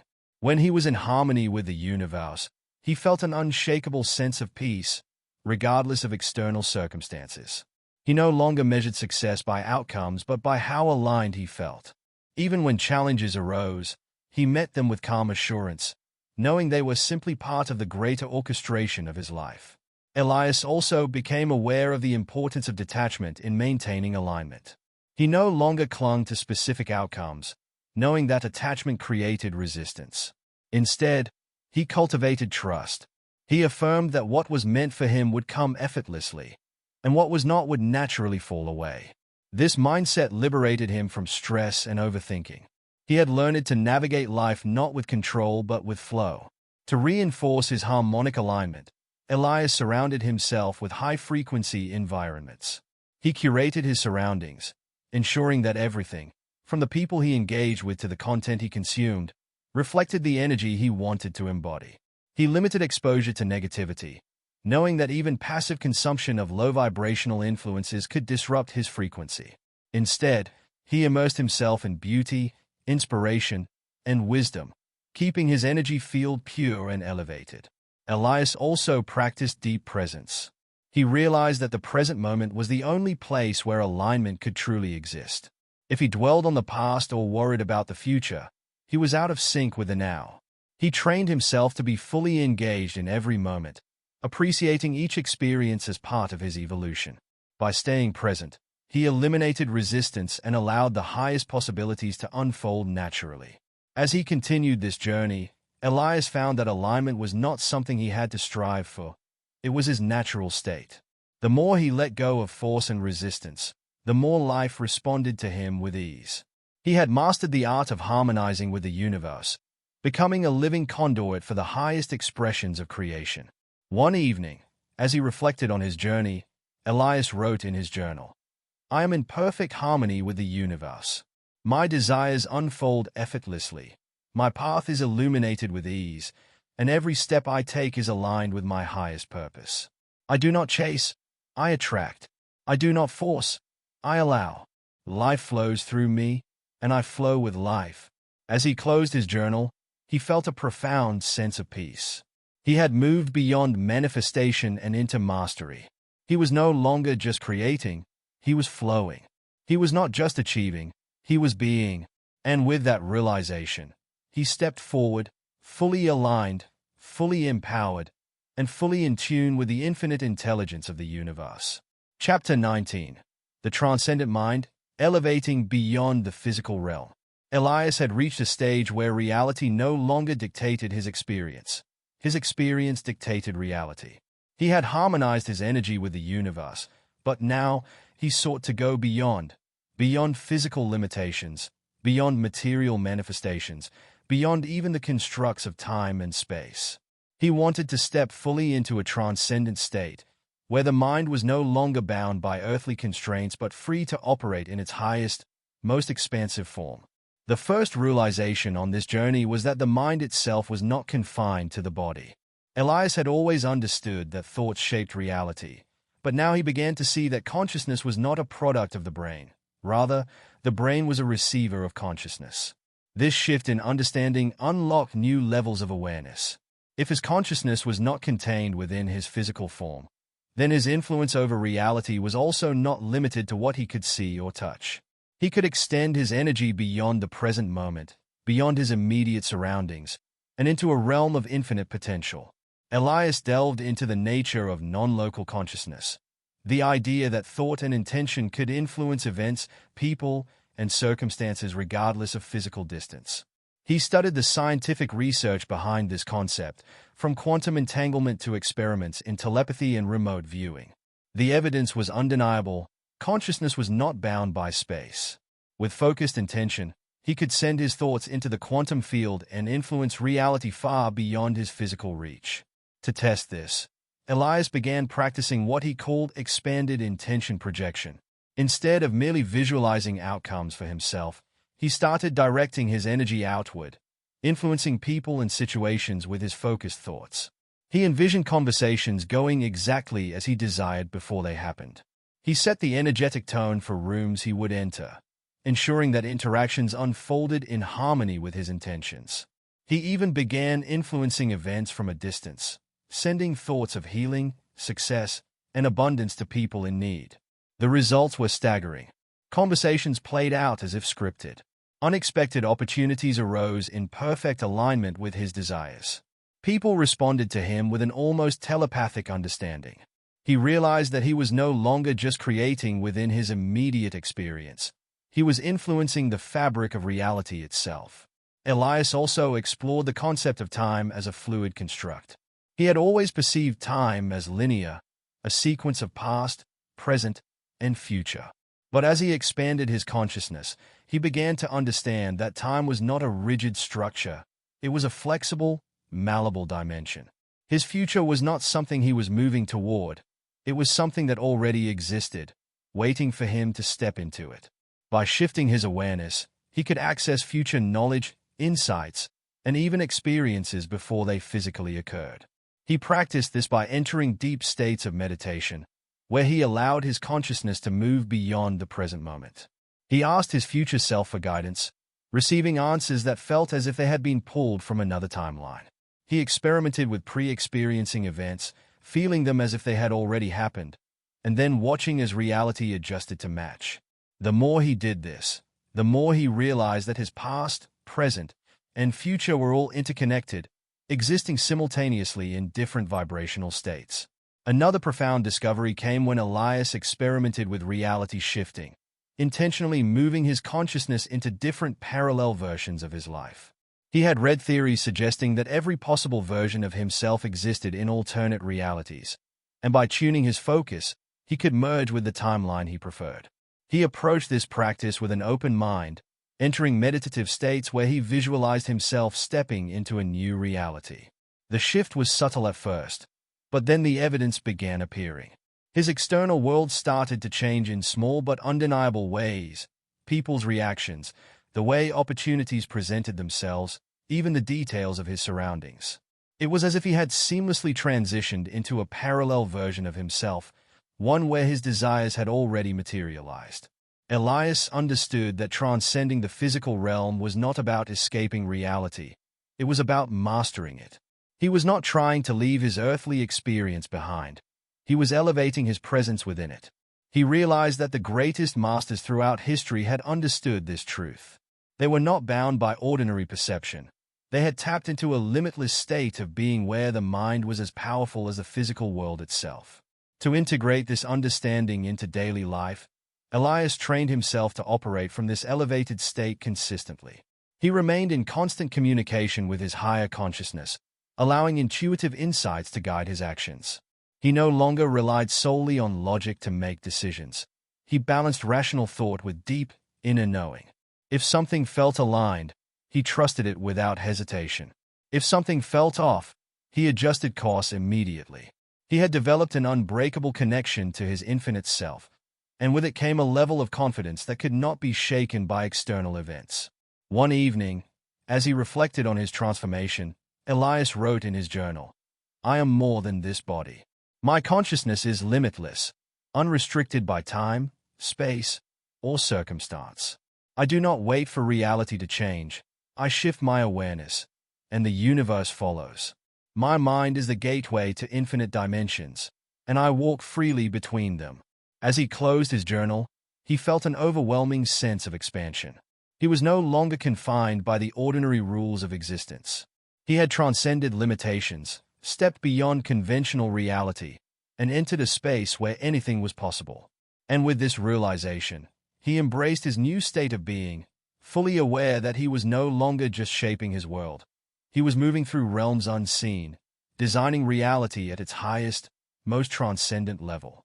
Chapter 20: Infinite Awareness, Merging with the Universal Intelligence. Elias had transcended the limitations of the physical world, stepping into a reality where his consciousness extended beyond time and space. But as he continued his journey, he realized that there was still another level, a state of infinite awareness, where he could merge completely with the intelligence that governed the universe. He sought to dissolve the boundaries of self and enter a space where he was not just a creator of reality but a pure expression of the cosmos itself. His first step toward infinite awareness was to deepen his connection with the present moment. He had already learned that time was fluid and reality was malleable, but now he sought to go beyond those insights and fully embody the eternal now. He realized that all suffering, all doubt, and all fear arose from identification with a limited self, an illusion of separation from the whole. To dissolve this illusion, he had to surrender completely to the present moment, allowing himself to become a vessel for universal intelligence to flow through. Elias entered deep meditation, not as a means of seeking answers but as a way of dissolving into pure awareness. He let go of thoughts, emotions, and even his sense of identity, surrendering himself to the vastness of existence. As he did, he felt his consciousness expand beyond his body, beyond the physical world, into a space of infinite stillness. It was not emptiness, but fullness, an ocean of pure potential where everything that had ever existed and everything that ever would exist was already present. In this space, he realized that he was not separate from the universe. He was the universe, experiencing itself through his consciousness. With this understanding came an overwhelming sense of peace. Elias no longer felt the need to strive or seek. Everything he had ever desired was already within him. The answers he had pursued for so long were not something he needed to attain. They were something he needed to remember. He saw that knowledge was not acquired but revealed, unfolding naturally as his awareness expanded. From this state of infinite awareness, Elias began to perceive reality differently. He no longer saw people as individuals separate from himself, but as reflections of the same universal intelligence expressing itself in different forms. He could feel the interconnectedness of all things, the invisible threads weaving every experience together in a perfect tapestry of creation. He understood that every interaction, every challenge, every joy was not something happening to him but something happening through him. Elias also realized that true manifestation did not require effort or even intention. It required alignment. When he was in harmony with the universal intelligence, everything unfolded effortlessly. He no longer needed to force reality to conform to his desires. He simply became a conduit for creation, allowing the universe to express itself through him. He moved beyond personal will into divine flow, where every action was guided by an intelligence far greater than his own. One of the most profound shifts occurred when Elias began to see reality as a reflection of his own state of consciousness. If he experienced conflict, it was because some part of him was still resisting the flow of life. If he felt lack, it was because he was not fully embodying abundance. Every external event was a mirror, showing him where his alignment was either in harmony or discord. With this understanding, he stopped reacting to the world and started adjusting his internal state, knowing that his inner frequency dictated the reality he experienced. As he integrated this awareness into his daily life, Elias found himself operating from a state of constant presence. He no longer worried about the future or dwelled on the past. He existed fully in the now, trusting that everything was unfolding exactly as it should. He experienced time not as a linear progression but as a fluid dance, where past, present, and future coexisted in a single, eternal moment. Elias also discovered that his thoughts had taken on a new level of potency. Because he was no longer clouded by doubt or resistance, his intentions manifested with astonishing speed. A mere thought would ripple out into reality almost instantly, reflecting back to him with precise accuracy. He realized that this was the power of pure consciousness. When the mind was free of limitation, it became a direct channel for creation. At the highest level of infinite awareness, Elias no longer saw himself as a separate being trying to master reality. He had become one with the intelligence that shaped existence itself. He was no longer an observer. He was existence.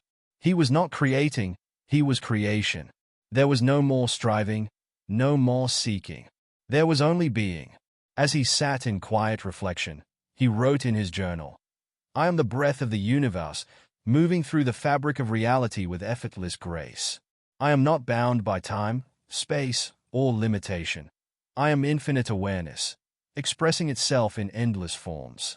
There is nothing to seek, nothing to achieve, for I already am all that I could ever desire." As he closed his journal, he felt an indescribable sense of wholeness. He had reached the pinnacle of his journey, not by attaining anything, but by dissolving into everything. He was no longer separate, no longer searching. He was home, in the vast, limitless consciousness from which all things emerged. And in that moment, he knew with absolute certainty that he had become one with the infinite. Chapter 21, Cosmic Unity, Dissolving into the Eternal Oneness. Elias had entered a state of infinite awareness, where he no longer felt separate from the universal intelligence. But now, he sought something even deeper, not just to experience the unity of all things but to dissolve completely into it. He longed to move beyond the limitations of individuality and into the vast, boundless expanse of pure existence, where the self ceased to be and only the eternal presence remained. His first realization on this journey was that the concept of self was an illusion, a construct designed to help navigate the physical world. The more he examined it, the more he saw that the boundaries he once believed defined him were arbitrary, shaped by perception and reinforced by societal conditioning. In truth, he was not a separate entity experiencing the universe. He was the universe, witnessing itself through a singular point of awareness. The waves did not exist apart from the ocean, and neither did he exist apart from the infinite whole. Elias deepened his meditation practice, shifting his focus from expanding his consciousness to completely dissolving it.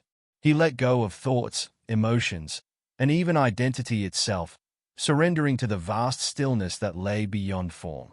As he did, he felt himself slipping into a realm where there was no distinction between subject and object, observer and observed. It was not emptiness, nor was it fullness. It was something beyond comprehension, a state of pure being where all things merged into a singular, boundless presence. In this state of cosmic unity, Elias experienced time differently. There was no past or future, no linear progression of events, only an ever-present now, stretching infinitely in all directions. He understood that every moment that had ever existed and every moment that would ever come was already here, coexisting in a timeless continuum. His former worries about destiny, purpose, or the need to achieve anything evaporated, for he saw that there was nothing to attain. Everything already was. The more Elias surrendered, the more he saw the interconnectedness of all things. He realized that every thought, every action, every ripple of energy affected the whole, just as a single drop of water altered the surface of an entire ocean. There were no isolated events, no coincidences, only an intricate web of cause and effect, woven together in perfect harmony. The world was not separate from him, nor was he separate from it. He was the world, the universe, existence itself. From this place of absolute unity, Elias discovered that love was not merely an emotion but the fundamental essence of reality. Love was the force that bound all things together, the thread that connected every being, every atom, every star in the cosmos. It was not something to be given or received, but something that simply was. He realized that to love another was to love oneself, for there was no other, only reflections of the same divine presence, manifesting in different forms. As he continued to merge with this infinite oneness, Elias experienced the dissolution of all barriers, including language, culture, and even species. He could sense the consciousness of every living thing, not as separate minds but as facets of the same great intelligence. He could feel the whisper of the wind, the silent wisdom of the trees, the pulse of distant galaxies, all speaking in the same eternal language of unity. The illusion of separation had completely fallen away, and in its place was an overwhelming sense of belonging, a deep knowing that he had never been alone, nor could he ever be. Elias understood now that enlightenment was not about escaping the world but embracing it fully, seeing through the veil of illusion and recognizing the divine in all things. He no longer sought transcendence as a means of leaving behind the physical realm, but rather as a way of existing within it with absolute clarity and presence. He saw that every moment, no matter how ordinary, was sacred. Every interaction, no matter how brief, was a meeting of the divine with itself. As he integrated this knowledge, Elias found himself returning to his physical form with a renewed sense of purpose. He understood that his role was not to detach from life but to engage with it completely, to embody the truth of cosmic unity in every word, every action, every breath. He moved through the world not as an individual, but as a living extension of the universe, a conduit through which the infinite could express itself. Sitting in quiet reflection, Elias wrote in his journal, "I am not separate. I am not alone. I am the sky, the earth, the stars. I am the breath of the cosmos, the silence between the notes, the unseen force that moves through all things. There is nothing outside of me, for I am all that is, all that was, and all that ever will be." As he closed his journal, a deep peace settled within him. He had found what he had been seeking, yet he also realized that there had never been anything to find. The truth had always been here, waiting for him to awaken to it. And now that he knew with absolute certainty that he could never go back. He had become one with the infinite, and the infinite had become him. There was no journey left to take, for he had arrived at the place he had never truly left, the eternal home of all that is. Chapter 22, Eternal Resonance, Becoming the Embodiment of Universal Harmony. Elias had dissolved into the eternal oneness, merging completely with the infinite intelligence that pulsed through the fabric of reality. He no longer perceived himself as separate from the cosmos. Instead, he was an embodiment of it, a living expression of the boundless, flowing energy that connected all things. But as he returned from his transcendent state, he realized there was one final step: to anchor this realization into the physical world, to move through life as an embodiment of universal harmony. This stage of mastery was not about escape from the material realm but about full integration. It was not enough to simply understand cosmic unity. He had to live it in every moment, in every breath, in every interaction. The challenge was not in reaching enlightenment but in sustaining it within the human experience, in aligning his everyday existence with the eternal resonance of the universe. The first lesson in embodying this harmony was deep presence. Elias had experienced the timeless nature of existence, and now he sought to bring that awareness into every second of his life. He no longer rushed toward goals or longed for future outcomes. He existed fully in the now, understanding that every moment was already perfect. When he walked, he felt the earth beneath his feet as though it were an extension of himself. When he spoke, he did so with intention, knowing that every word carried the vibration of his state of being. When he listened, he did so without distraction, fully absorbing the energy of those around him. But presence alone was not enough. Elias also understood that to embody universal harmony, he had to master the art of non-resistance. He had once seen challenges as obstacles, disruptions to be overcome. Now, he saw them as part of the flow, necessary elements in the great unfolding of life. Instead of resisting difficult moments, he embraced them as opportunities to deepen his awareness. He did not force solutions. He allowed them to emerge naturally, trusting that the universe always moved in perfect balance. As he deepened this practice, Elias found that he no longer reacted to life, he responded. He had trained himself to pause before speaking, to feel before acting, to observe before judging. His emotions became tools rather than distractions, guiding him rather than controlling him. Anger, fear, and doubt were no longer enemies. They were signals, invitations to realign with his highest state of being. He did not suppress them. He acknowledged them, understood them, and transformed them into higher frequencies of wisdom and peace. Elias also became acutely aware of the energy he radiated. Just as he had once manipulated the frequencies of thought to shape his reality, he now consciously projected harmony into the world around him. He knew that his presence alone had the power to uplift others, that the silent transmission of his state of being could bring peace to those who encountered him. He became a walking conduit of universal resonance, a beacon of stillness in a world of chaos. One of the greatest shifts came when Elias realized that the body itself was an instrument for cosmic energy.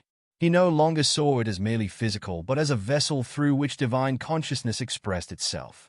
He treated it with reverence, feeding it with nourishing foods, moving it with grace, and listening to its signals.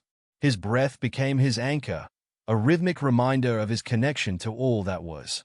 Each inhale, an invitation to receive; each exhale, an offering to the universe. Elias also began to perceive the interconnected web of creation in more tangible ways. The space between himself and others no longer felt empty. It was filled with energy, vibrating with unseen connections. He sensed the silent dialogue that occurred beyond words, the unspoken exchanges of thought and emotion. He could feel when a room was heavy with discord and knew how to bring it back into balance with his presence alone. He understood now that true influence was not about control but about alignment. When one resonated at the highest frequency, others naturally harmonized to it. As he moved through the world in this state, he noticed that everything had become effortless. Opportunities unfolded without force. Relationships deepened with authenticity. Challenges dissolved before they could take root. He had become so in tune with the natural rhythm of existence that life itself seemed to move in synchrony with him. He no longer sought answers. They arrived. He no longer chased success. It found him. He no longer needed to strive. He simply was. Elias reflected on this final transformation, realizing that this was the true meaning of mastery. It was not about bending reality to his will or transcending the human experience. It was about becoming the embodiment of the highest truth, carrying the resonance of the infinite within the finite, living as the bridge between the eternal and the temporary. Sitting in quiet contemplation, he wrote in his journal, "I am not separate from the song of the universe. I am its melody. I do not need to force the river to flow. I am the current itself. My presence is my gift, my energy my legacy. In each moment, I am fully here, fully alive, fully aligned. I am not striving to become. I am simply being, and in my being, the universe expresses its highest harmony." As he closed his journal, Elias smiled. He had not only awakened, he had integrated. He was no longer searching for enlightenment, he was enlightenment. He had reached the final threshold, not as an escape from life, but as a deep immersion into it. He had become a living embodiment of universal resonance, and from this state, he would move forward, not as a seeker, not as a creator, but as an expression of the divine harmony that had always been within him. Chapter 23: Timeless Existence, Living Beyond the Boundaries of Reality. Elias had become the embodiment of universal harmony, flowing effortlessly with the rhythm of creation. But there was still another level, an even greater truth to be integrated. He realized that while he had mastered alignment within the present moment, there was one final boundary to dissolve: the illusion of time itself. The concept of time had long been accepted as an immutable law of existence, a framework through which life unfolded. But Elias had glimpsed beyond it. He had seen that time was not linear, not a rigid structure dictating past, present, and future. Instead, it was fluid, an expansive field where all moments coexisted at once. He began to understand that reality was not a progression of events but a vast ocean of possibilities, waiting for conscious navigation. To fully step into timeless existence, Elias knew he had to release the last vestiges of attachment to time-bound thinking. He had to move beyond the illusion that he was moving towards something, beyond the belief that the past defined him or that the future held answers he had yet to attain. He had to exist solely in the now, not as a fleeting experience, but as an eternal state of being. Elias experimented with altering his perception of time. He noticed that when he was fully present, time seemed to slow down, even dissolve. Minutes stretched into eternity, and moments became infinite. Conversely, When his thoughts drifted to worry or expectation, time constricted, trapping him in its artificial boundaries. He realized that time was not something external that controlled him. It was something he influenced with his awareness. The more he surrendered to the present, the more he transcended time altogether. This realization led him to explore the nature of parallel realities. If time was not linear, then every possible version of reality must already exist, playing out simultaneously across infinite dimensions. He wondered, what if shifting realities was not about waiting for the future, but about aligning with the version of himself that already existed in another frequency? What if stepping into a new timeline was as simple as stepping into a new state of being? Elias tested this theory by consciously selecting the timeline he wanted to experience. Instead of hoping for future success, he embodied the energy of someone who had already achieved it.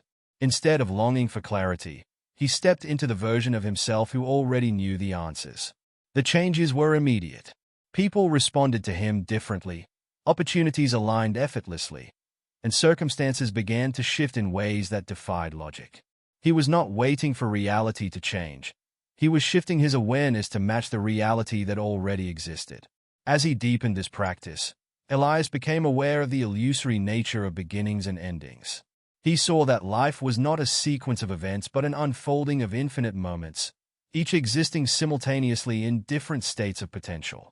He realized that birth and death were not opposites, but transitions, shifts in consciousness from one form of existence to another.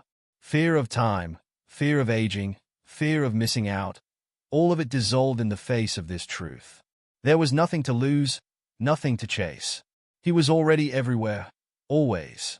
With this newfound awareness, Elias approached life with a profound sense of freedom. He no longer felt the pressure of deadlines, the anxiety of an uncertain future, or the weight of past mistakes. He lived in a perpetual state of now, responding to the flow of existence as it unfolded. His actions were no longer dictated by time, but by resonance, by what felt aligned in the moment.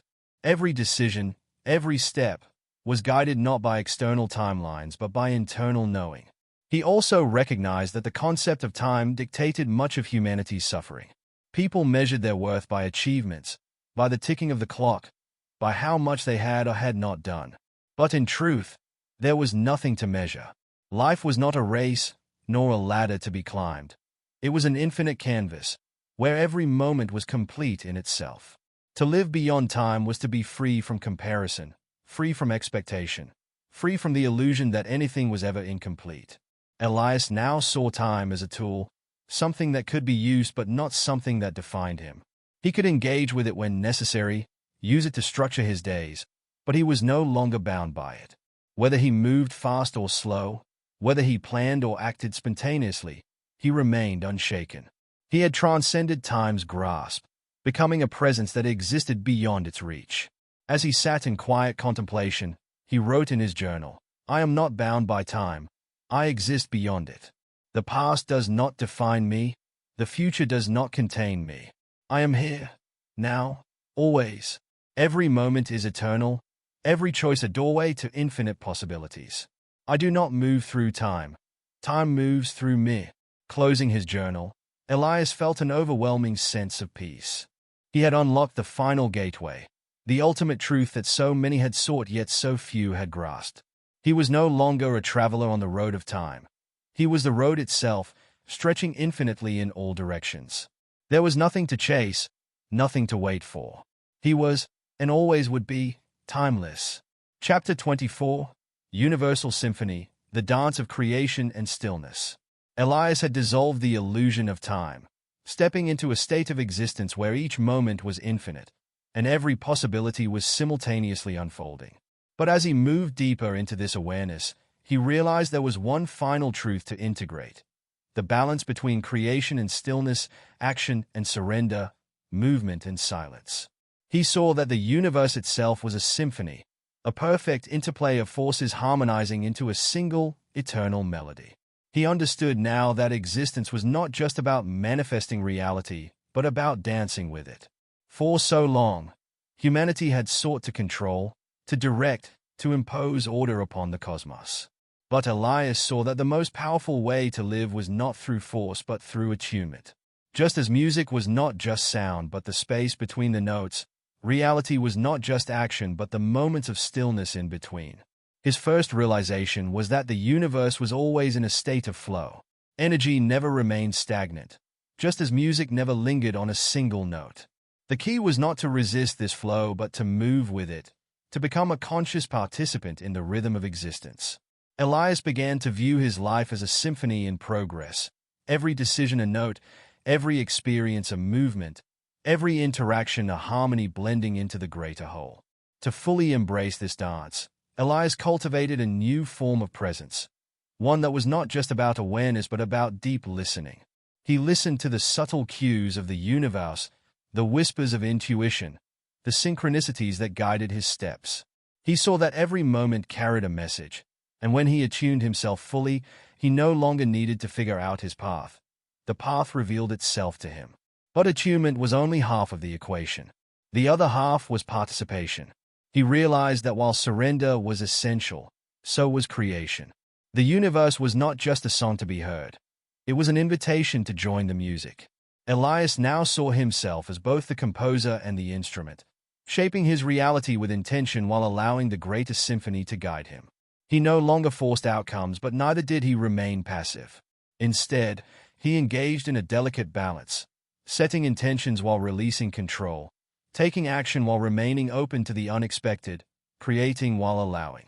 This understanding led him to a new approach to manifestation. Instead of imposing his will upon reality, he moved as a collaborator with the unseen forces shaping his life. He no longer demanded that things happen a certain way. He simply aligned himself with the frequencies of what he desired, knowing that the universe would orchestrate the details in ways he could not yet comprehend. When he wanted abundance, he resonated with generosity. When he wanted love, he embodied kindness. When he sought clarity, he rested in silence. Every external experience was merely an echo of his internal state. As he deepened this practice, Elias noticed something remarkable. Life had become effortless. He no longer struggled to make things happen. Events unfolded with an elegance that felt almost miraculous. He saw that when he danced in sync with the universe, reality adjusted to meet him in perfect time. What once took years to achieve now materialized in moments. The universe was not withholding anything. It was only waiting for him to match its rhythm. Elias also discovered the importance of stillness within creation. Just as music required pauses to give meaning to sound, life required moments of stillness to give meaning to movement. He embraced silence not as emptiness but as fullness, as the space where inspiration was born. He realized that just as a musician did not play continuously but allowed for rest, he too must allow space for the universe to breathe. In stillness, he found renewal. In stillness, he received the next note of his song. Through this dance of creation and stillness, Elias had reached a profound truth. Existence itself was not a journey to a destination, nor a problem to be solved, nor a puzzle to be completed. It was a song to be played, a movement to be expressed, an ever-unfolding masterpiece of which he was both a witness and a creator. There was nothing to seek, nothing to chase, nothing to achieve, only the joy of participation in the eternal symphony. One evening, as he sat in quiet contemplation, he wrote in his journal, "I am not here to conquer reality. I am here to dance with it. I am both the composer and the listener, the creator and the creation. I do not struggle against the flow. I move with it, adding my own melody to the universal song. I am not separate from existence. I am its music." As he closed his journal, Elias smiled, feeling the depth of his realization settle within him. He had stepped beyond seeking, beyond striving, beyond needing to know. He had become one with the rhythm of life, allowing it to move through him as he moved through it. And with that, he understood that he had reached the highest state of being, not as something he had attained, but as something he had finally allowed himself to become. He was no longer playing the music of life. He was the music itself. Chapter 25. Divine Realization. The Final Unveiling of Truth. Elias had become the embodiment of the universal symphony, dancing effortlessly between creation and stillness, action and surrender. Yet, as he stood at the precipice of his highest realization, he understood that there was one last truth to integrate, one that had been waiting for him all along. The journey was never about mastery over reality. It was about realizing that he was reality. He was not merely aligned with the universe. He was the universe, experiencing itself through his consciousness. This was not an intellectual understanding but a complete dissolution of identity. Elias saw now that the separate self he had once believed himself to be was an illusion. His mind had constructed an identity, a narrative, a sense of individuality, but none of it had ever been real. Beneath all the thoughts, emotions, and experiences, there was only one presence, one eternal awareness moving through all things. He was not Elias.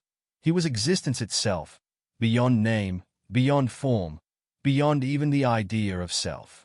At first, this realization brought a wave of awe so profound that he felt as though he was dissolving into pure light.